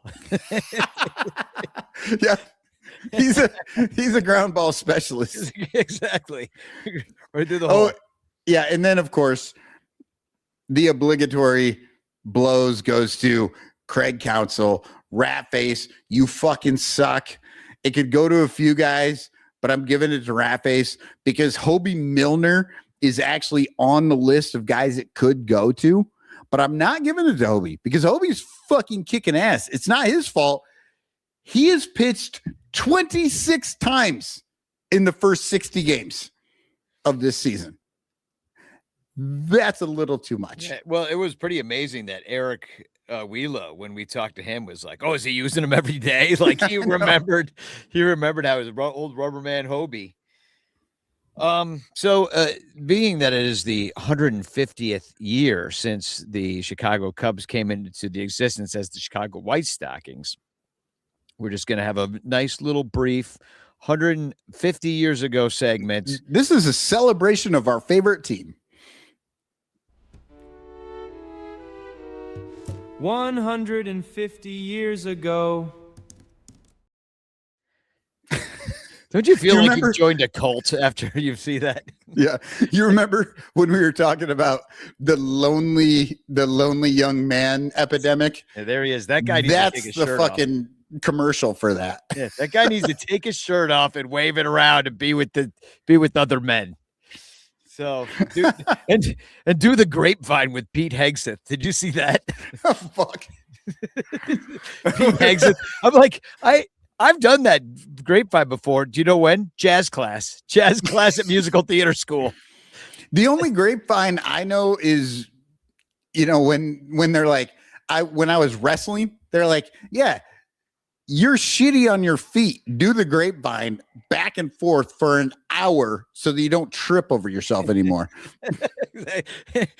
Try not pinning yourself too. Yeah. Try not falling on your back, asshole. So now you probably already know this, Michael, because you do the baseball history show.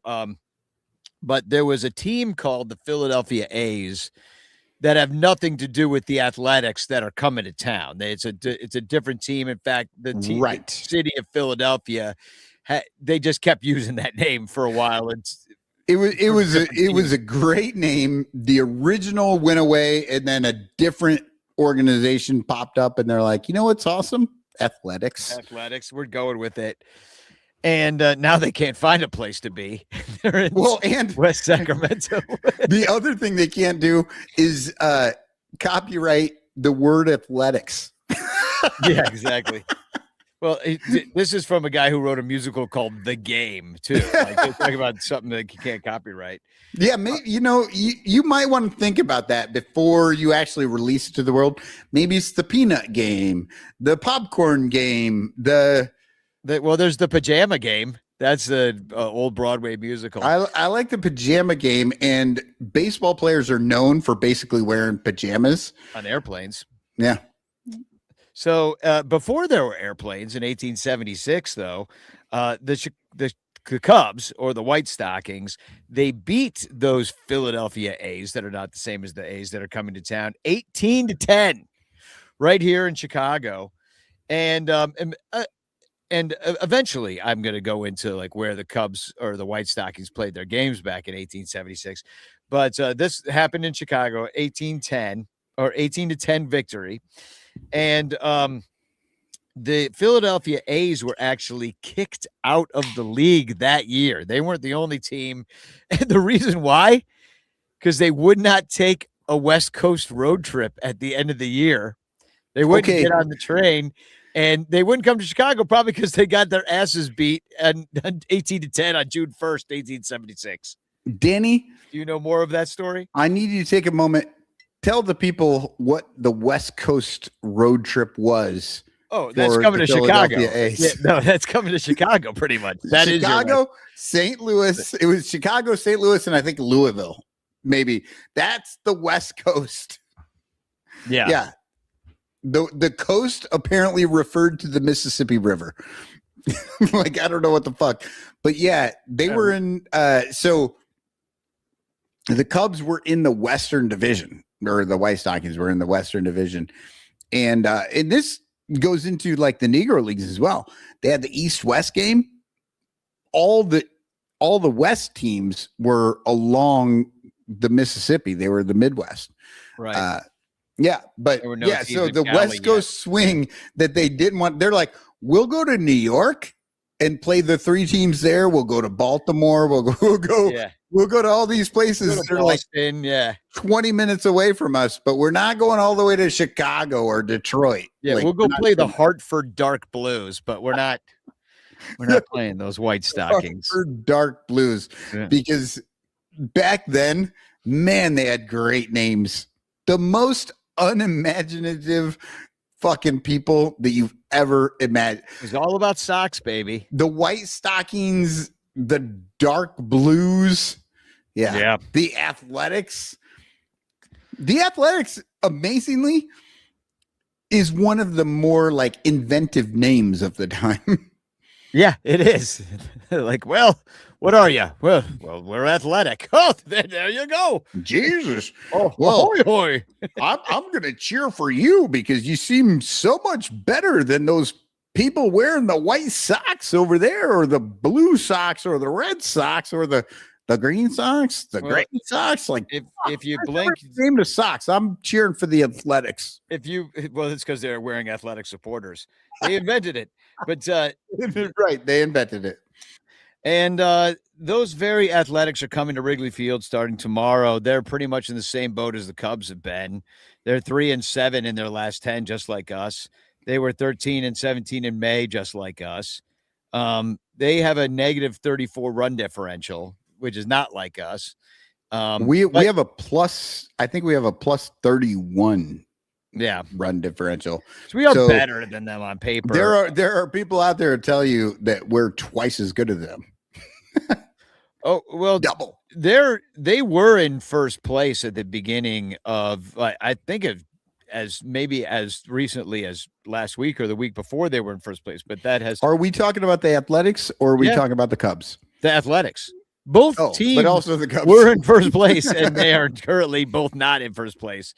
Although the A's are in second and we're in fourth. They are, however, they do have a winning record away from West Sacramento. So they are 17-14 on the road. They do a little bit better on the road. But we're this is sad to me. We're neck and neck with them in so many categories offensively.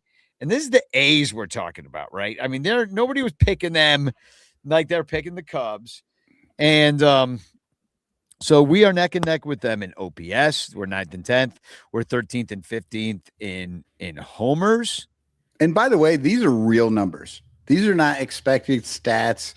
These are not like this is what's actually happening. Yeah, these are not math problems that are now put together to identify certain things. No, Danny's talking about real fucking numbers, and it's not good. We walk more than them, of course, but they're not that bad in walks. They're like 9th, and they strike out the same amount as us. They don't really steal either. We don't really steal that much. We just have a few more, but we have scored 62 more total runs than them. So that's almost double, right? Minus 34 to minus 31. I think the Cubs are twice as good as them. So their pitching, their team ERA is about a third of a run higher, 4.48 to 4.19. But both teams are in the bottom of half of the league. Our bullpen is a run better, so that's good. And everything and also about amazing their bullpen is average. Yeah, it's also amazing that our bullpen is a run better than anyone else. And they have the aforementioned Max Muncy, the other one, the other Max, the new one. They should call him New Max and Old Max.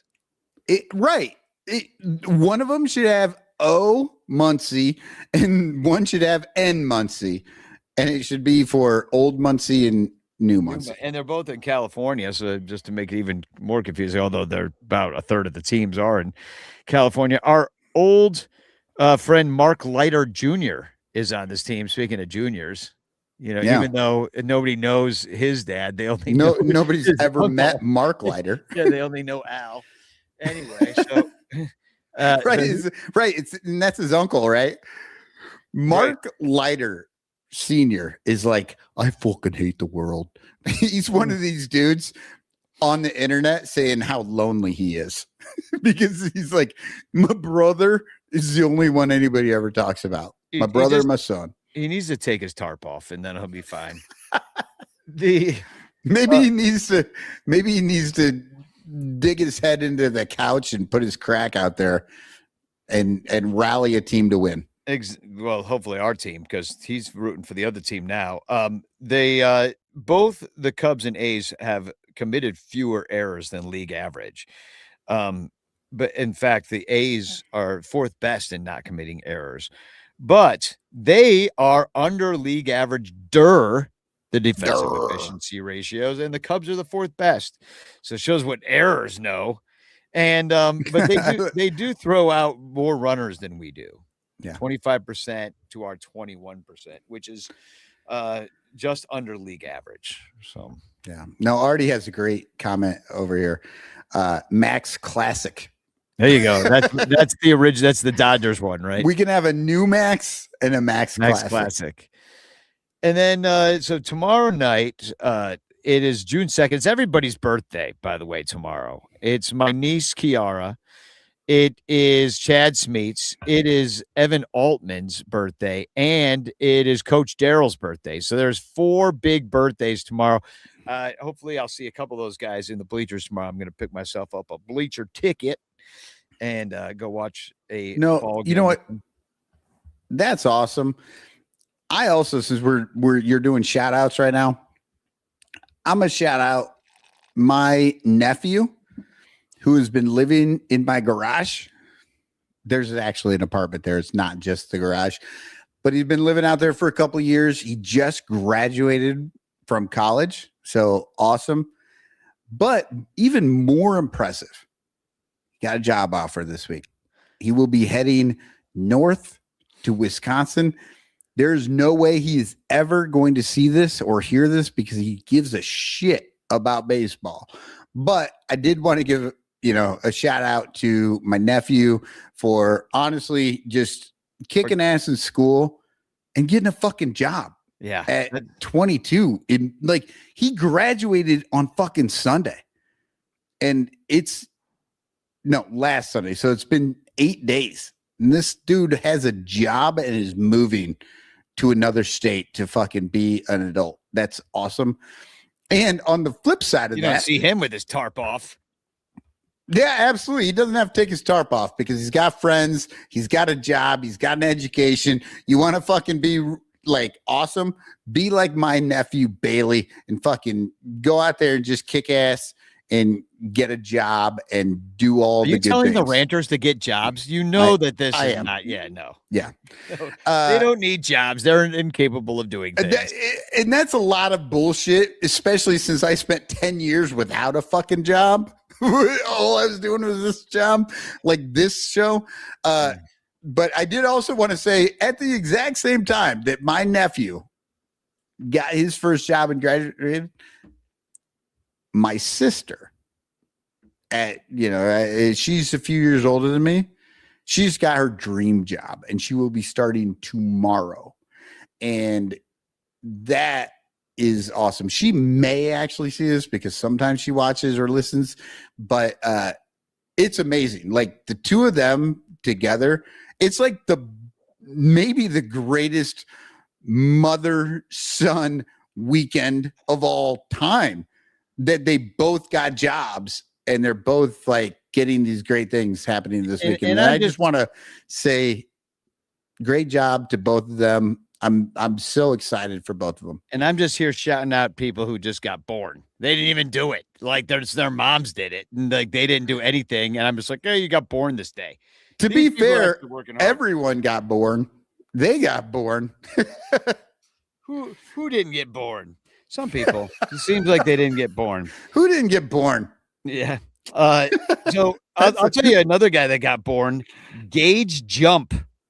What a name. He's 0-1 with a 720. He's had 5 innings pitched. What the fuck? Yeah, I thought that was actually a ranter that I just didn't know. Nope. It's a pitcher for the A's tomorrow. Gage Jump. He was the overall pick number 73 in the draft in 2024. I didn't know you could do that. Just have a guy on your team that you just got. I wasn't aware that was possible.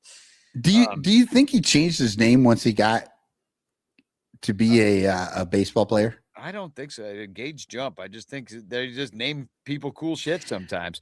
And you know what? It's these fucking younger X generation like us naming their kids awesome names. That's it. Well, except for people naming everybody Max. That's why you got Max Muncy. Well, the Max Classic is so old that I think somebody named their child after him, and they're now playing in the league at the same time.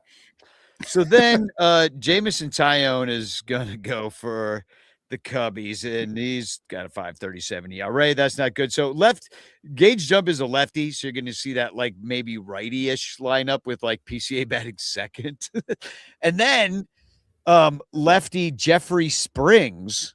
So you got Jump and then Springs. So they got all them good names. The shit's bouncing out there in West Sac. He's in the West Sac. He's 3-6 with a 407. That's our new shirt, West Sac. So I don't know who's going to buy that one. Colin Ray is going to go for the Cubs, so that's not good for us either because he hasn't been great. He's got a 4.70 ERA, but he's capable of things sometimes. I will say Colin Ray has been pretty good most of the time. I will say May has been ugly, right? And I think, didn't Colin Ray actually have a good outing the last time, but the offense couldn't do shit for him? That happens to him from time to time. I mean, but the fact of the matter is we could do better than Colin Ray. And he's been asked to do a lot on this team, and he's doing it. And then Tittles, Barron, Dingleberry going for the A's on Thursday against somebody way worse than that guy. And that's our lefty, Imanaga, who's 4-6 with a 4.37. So the incredible climbing ERA, and hopefully he can keep it in the park. Okay, but there has been rumors that we're gonna get shit, and now I'm Tariq Skubal. No, yeah, I've seen that rumor a lot. Yeah, no, our injured fucking pitcher. That Boyd. Yeah, Boyd's coming Matt back. Boyd. Fuck, I'm like Matt. What's his last name?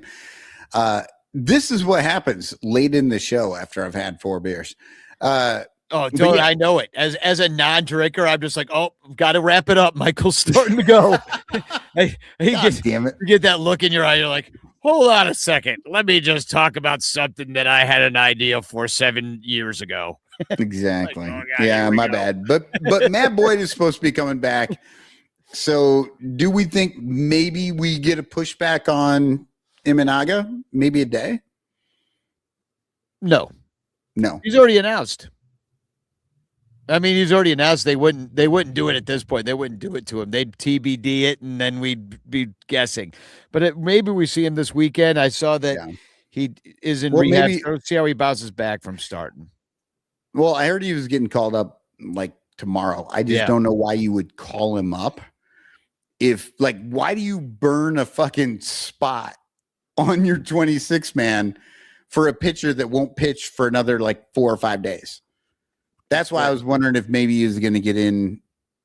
You would wonder. Maybe now it's just going to be Friday or whatever. But yeah, when we see the San Francisco Giants, because we're going to see both Bay Area teams this week. I mean, it probably has to do who Craig GPT spits out of his little like Ricketts proprietary AI baseball machine that says what they should do. Because well, I don't want to give away what Cubstradamus is going to tell us in just a second, but the Giants are coming to town next, and maybe Boyd matches up better against them. I don't know. And there is a giant smell, so it's not surprising that he's going to talk about the Giants. Oh, Dominic says Matt Boyd is not officially on the roster, but will probably pitch Friday or Saturday. So he's been called to Chicago, but not called to the Cubs. Right. So he's just hanging out, playing with his kids. What could go wrong? Right. He's going to be out on Gallagher Way, just playing with his kids, playing probably Legos. blow his fucking knee. Yeah. So a couple of announcements.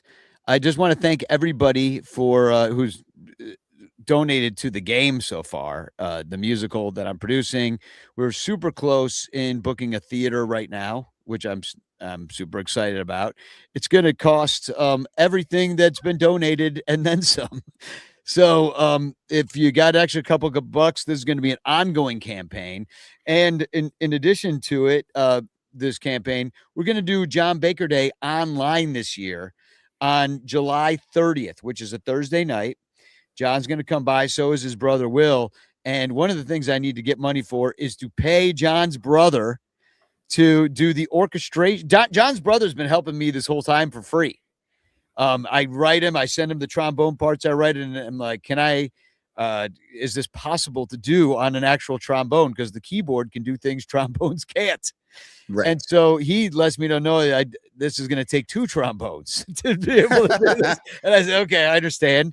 And so basically I need him as a consultant. I've written these parts and I need John's brother to come help us out here. And anyway, I'm going to try to on John Baker Day, the 30th.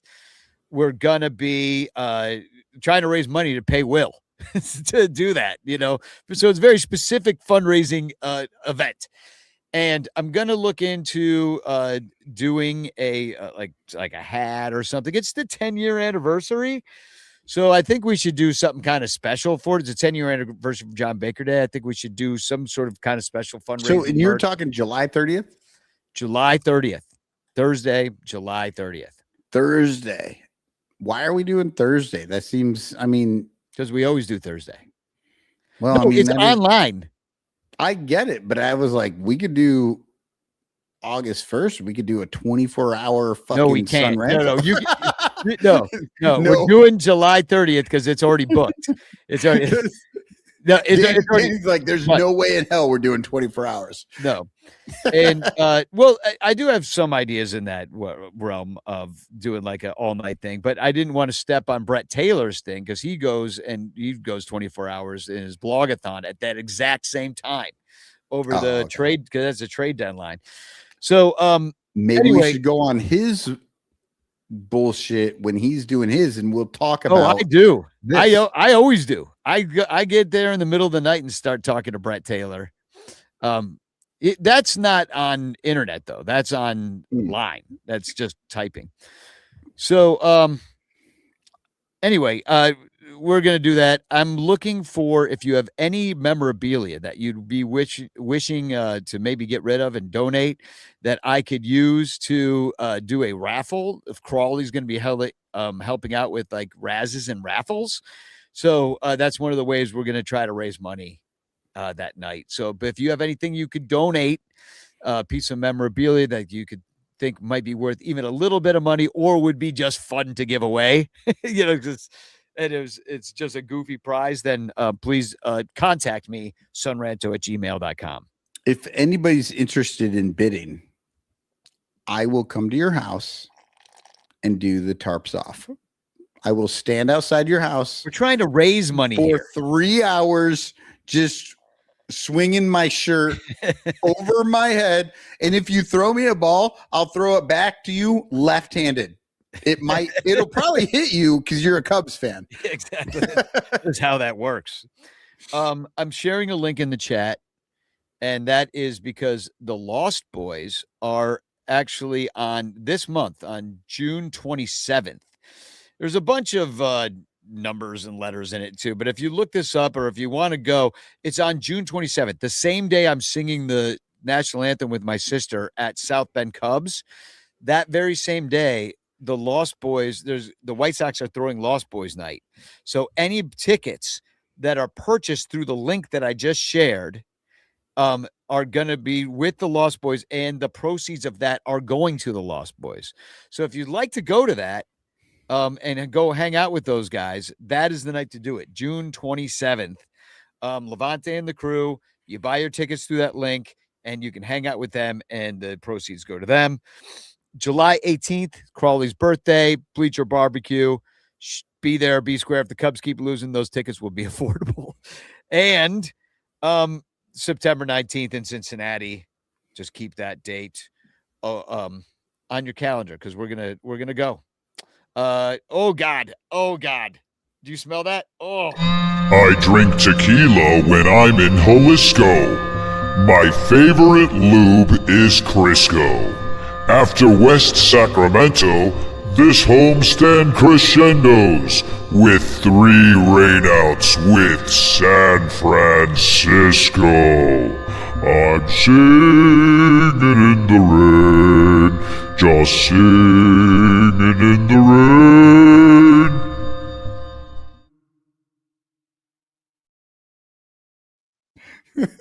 Did an umbrella just come out of his ass? Look. You lost it when he said my favorite lube is Crisco. So Michael just disappear. I don't know what happened after that. God damn it. That was just wrong. It was wrong on so many levels. Holy shit. Yes. My favorite lube is Crisco. Well, that stands to reason he needs some heavy lubrication. Guy's got like a Brillo pad crotch. Speaking of groceries, so we got a couple TFCs here. I'll start as Michael gets his shit back together. God damn it. First of all, I've got to shout out White Sox Dave, who really could not handle the giant L he took, along with Barstool and all the White Sox fans that came to the 8 of the pedo, plus the loser freaking Cubs fan who also ended up looking like an idiot. Like, me and Jeff, like, really, we're in one of those kung fu movies where like one guy just takes down like 50 dudes. That was me and Jeff. Okay. And we are you're Bruce Leroy and your hands are yellow, baby. Exactly.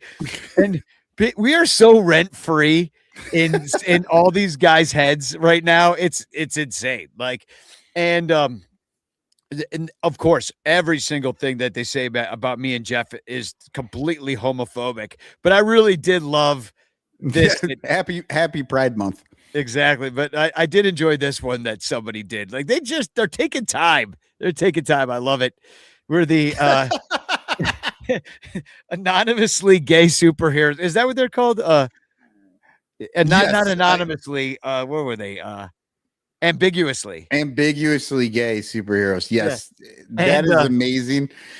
The thing is, you with that mask, like, yes, I see Jeff and he's got sunglasses on and his hat. Like, that's Jeff. You do not look like you. You look like I could not tell that was me at first. No, that does not look like me. But it's amazing. Jeff commented on this. He's like, I wish we looked like that. and like, it just completely ruined the guy's like, oh, they're going to be mad. We're going to do some gay shit with them. And you know, it's like, that, no, bro, that's actually really true. Put that back up. Put that back like, up. look, Because I'm like filling out my banana hammock there. Pretty good. Both of these men did not skip leg day. Great chests. Looking good, the lats, the arms. Those are very strong men with huge dogs, ginormous dogs. Yeah, we look great. I've even got a really straight pointer finger. Exactly. I mean, yeah, nobody points like you. And So- I have to say, somebody fucked up because this is wonderful. I would love for somebody to put me in there. That's what I'm saying. I'm like, this is great. I'm like, I'm bringing this on the show. But but this all was connected to this post of White Sox Dave, because when he heard the song that I put out about him, he tweeted out, I will give more credit where credit is due. This is an absolute banger of a jam. That said, I can't tell if Son Ranto is some weird lapdog for Bleacher Jeff, or if he's actually funny. Someone let me know. And I tweeted back to him, Google is free. It's like, I was like, first of all, fuck you, weird lapdog. And then he wants me to be nice to him. And I'm like, bro, you are worth more to me as my enemy than my friend. So that's how we're going to keep this. You know, I mean, fuck White Sox Dave.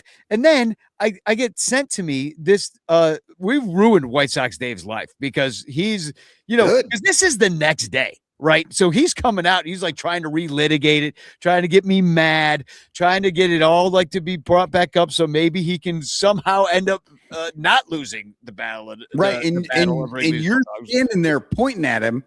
Yeah. I'm pointing. I'm like, no, dude. Like, I got a huge penis and you suck. Yeah, and you suck. And I look good in spandex and you don't. So then that dude on Sunday night goes on that sports, what's it called? Sports Connection? I forget. With Josh Friedman and Walter Payton's son's on there. Jared. Oh, okay. Fucking White Sox Dave was fucking hammered on that show. And he didn't make any sense. And he called Jared Payton Walter Payton.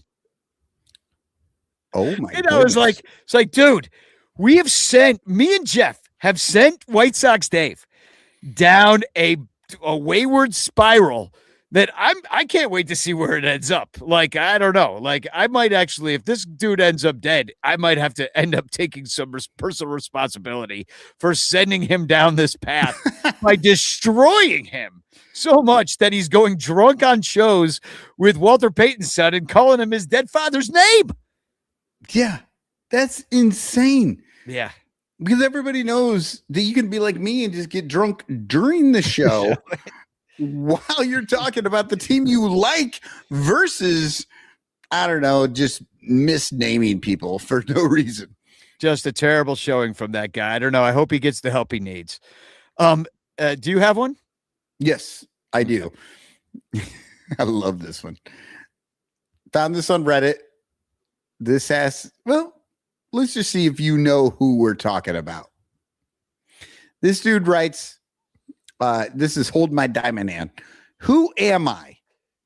I am a, quote unquote, gold glove outfielder, quote unquote, that regularly misses easy pop-ups without touching the ball, so it did not count as an error against me. I also like to strike out when anyone is on base.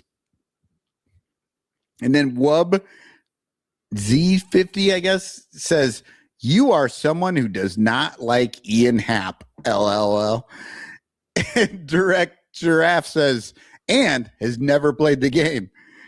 And this is when Hold My Diamond Hand comes back into the conversation. You're the ultimate fan. You love everybody because they're better than you at baseball. Cool story. And I fucking love the idea that like all of us like are just like, oh yeah, you're better than me at baseball, so you're awesome. Like we just have to be fans. Yeah. All right, and here's this one comes from Brett Taylor's Twitter, who retweeted Phil Mushnick, who I believe is a New York Post reporter. Anyway, Phil Mushnick is the ultimate grumpy old man. This is who Michael Cotton is going to end up being. His literal name is Mushnick. Yeah. Like if I were to say you're a Mushnick, yeah, I would know. No one would question what it is that I'm calling you.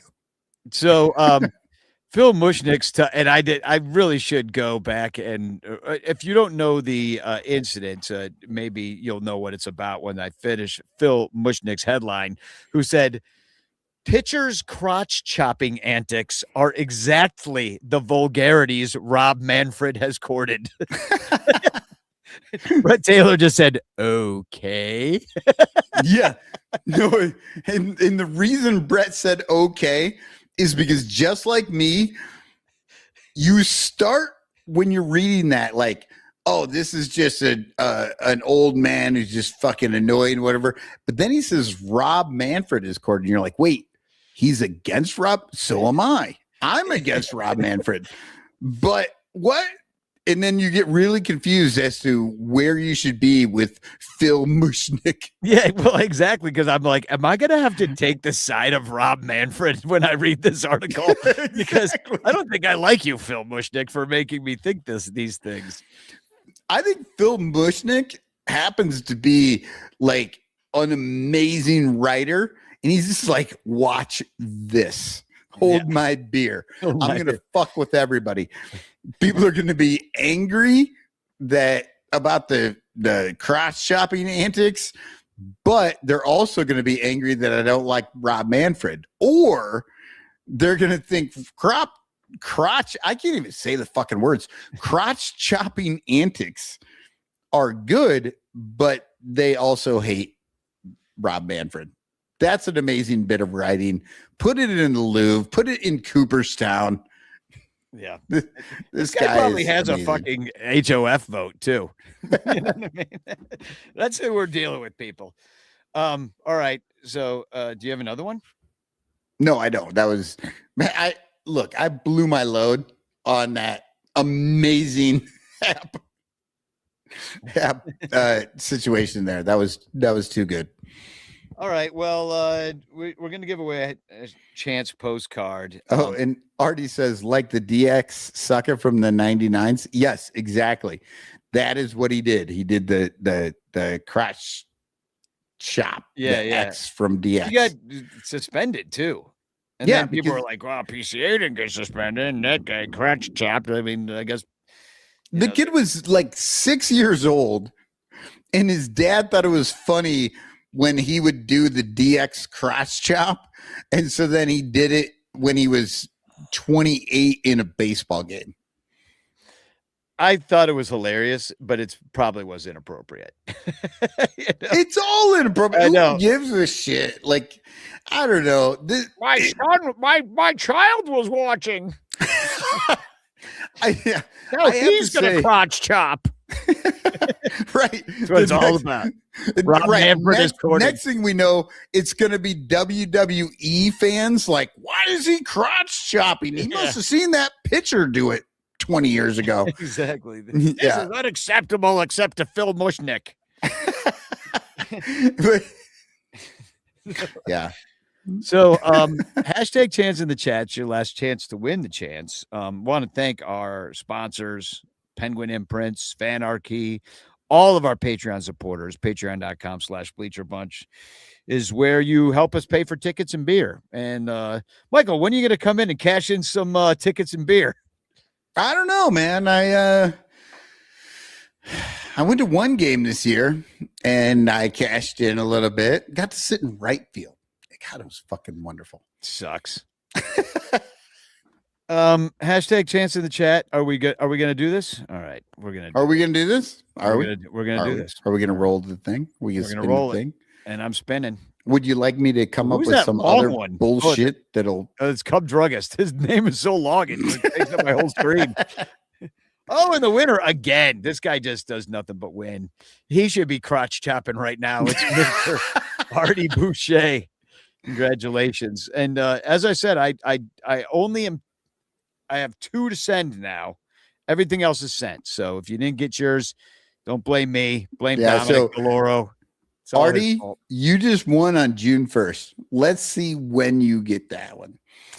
We'll see. It'll be a Christmas card. Yeah. Right.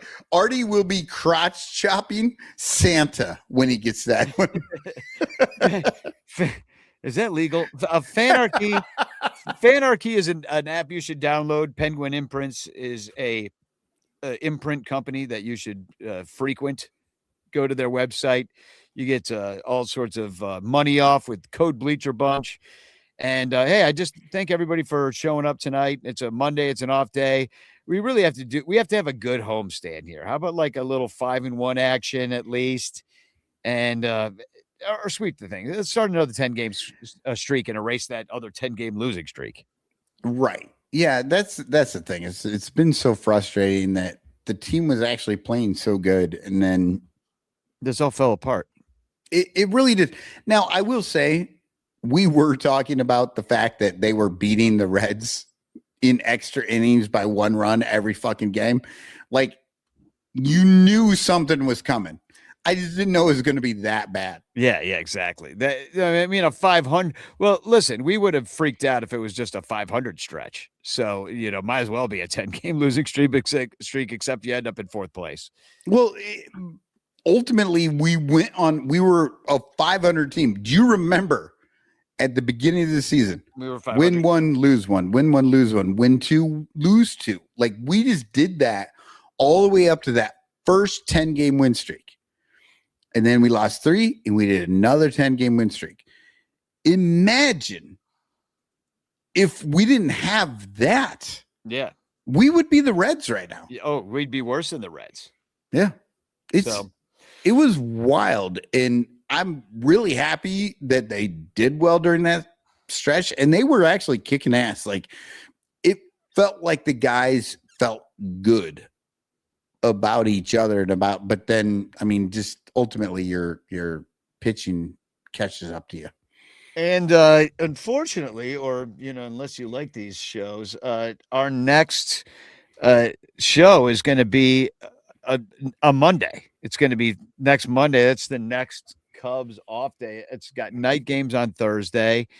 So maybe if the game ends at a decent time, we can maybe spin some bitch clock. Or if we're losing against the A's, I say we bitch clock out on Thursday night because we might need it. You know what I mean? After the game, we'll do a little hour long and just spin the wheel a bunch and get it out of our systems. I can see that happening. But if next Sun Ranto show will be Monday, which is also Billy DeVore's birthday.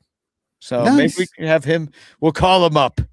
That's awesome. And by the way, Vince's Spike came on when we did the bitch clock show. He jumped in and just nailed the bitch clock. He did a great job. He really did. And hung out, did multiple bitch clocks. And I'm here to tell you, a guy that bitches 100% of the time, the bitch clock is hard because you get your fucking, like, what you have to do. And you have what, Danny, say 20 seconds to figure out what you're about to bitch about for 30 seconds. It's tough. Oh, I don't even try to figure it out. I just wait for it to start and then I just go. So I'm going to play again the battle of Wrigley'sville dogs. And I mean, the White Sox, they can keep crying and keep getting drunk and calling Walter Payton's son, Walter Payton, and all the dumb shit he's doing out there, just trying to relitigate this. Just take the L, brother. And if you want to do something like raise money for Levante and the Lost Boys, or like I'm all about that. but we gotta bury the hatchet. We have defeated you, and now we are going to normalize relations between our two countries. Be like the Son Ranto show. Danny has always led us in a direction in which our anger benefits other people. Exactly. There's no reason to let ourselves go down a wayward path any further than we're naturally going. So exactly. Let's all go together and raise money for good things. Exactly. Like the game. So give money to that, and don't give any money to White Sox Dave or any of his friends. Yeah, dog. Fuck Walter Payton apologist White Sox stage. Dumbass. Spagog. Some cup snake dick took creeper pics looking for clicks on X. Little asshole at Barstool Bro was trolling Bleacher Jeff. Said that he thinks Bleacher Jeff stinks, though they had never met.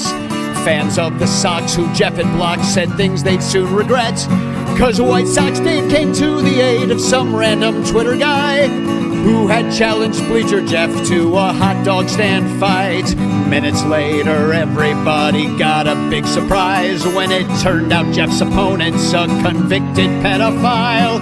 It was too late for White Sox Dave to try to take it back. He'd rooted for the pedophile to kick Bleacher Jeff's ass. Dave said he'd no idea about his pedo past, but as Ferris Bueller once said, life moves pretty fast. Then that pedo bitch, he up and quit and stayed inside his house. Well, Jeff showed at the hot dog stand, ready for the bout. A lesson to the wannabes looking for clicks and clout. If you mess with Bleacher Jeff, he's gonna take you out. Then later in the evening, after winning all those dubs, Jeff went down to G-Man with his friends to watch the Cubs, who ended their long losing streak that night against the Bucks. So to White Sox fans in Barstool, you cannot fuck with us. It was the Battle of Wrigley'sville, dogs, where the pedo was a no-show and nobody broke the law. And no punches were thrown, but the W was flown at the Battle of Wrigley'sville, Battle of Wrigley'sville, Battle of Wrigley'sville, Battle of Wrigley'sville, dogs, where the wannabe Barstool Bros showed us they don't have the balls. And no punches were thrown, but the W was flown at the Battle of Wrigley'sville, Battle of Wrigley'sville, Battle of Wrigley'sville, dogs.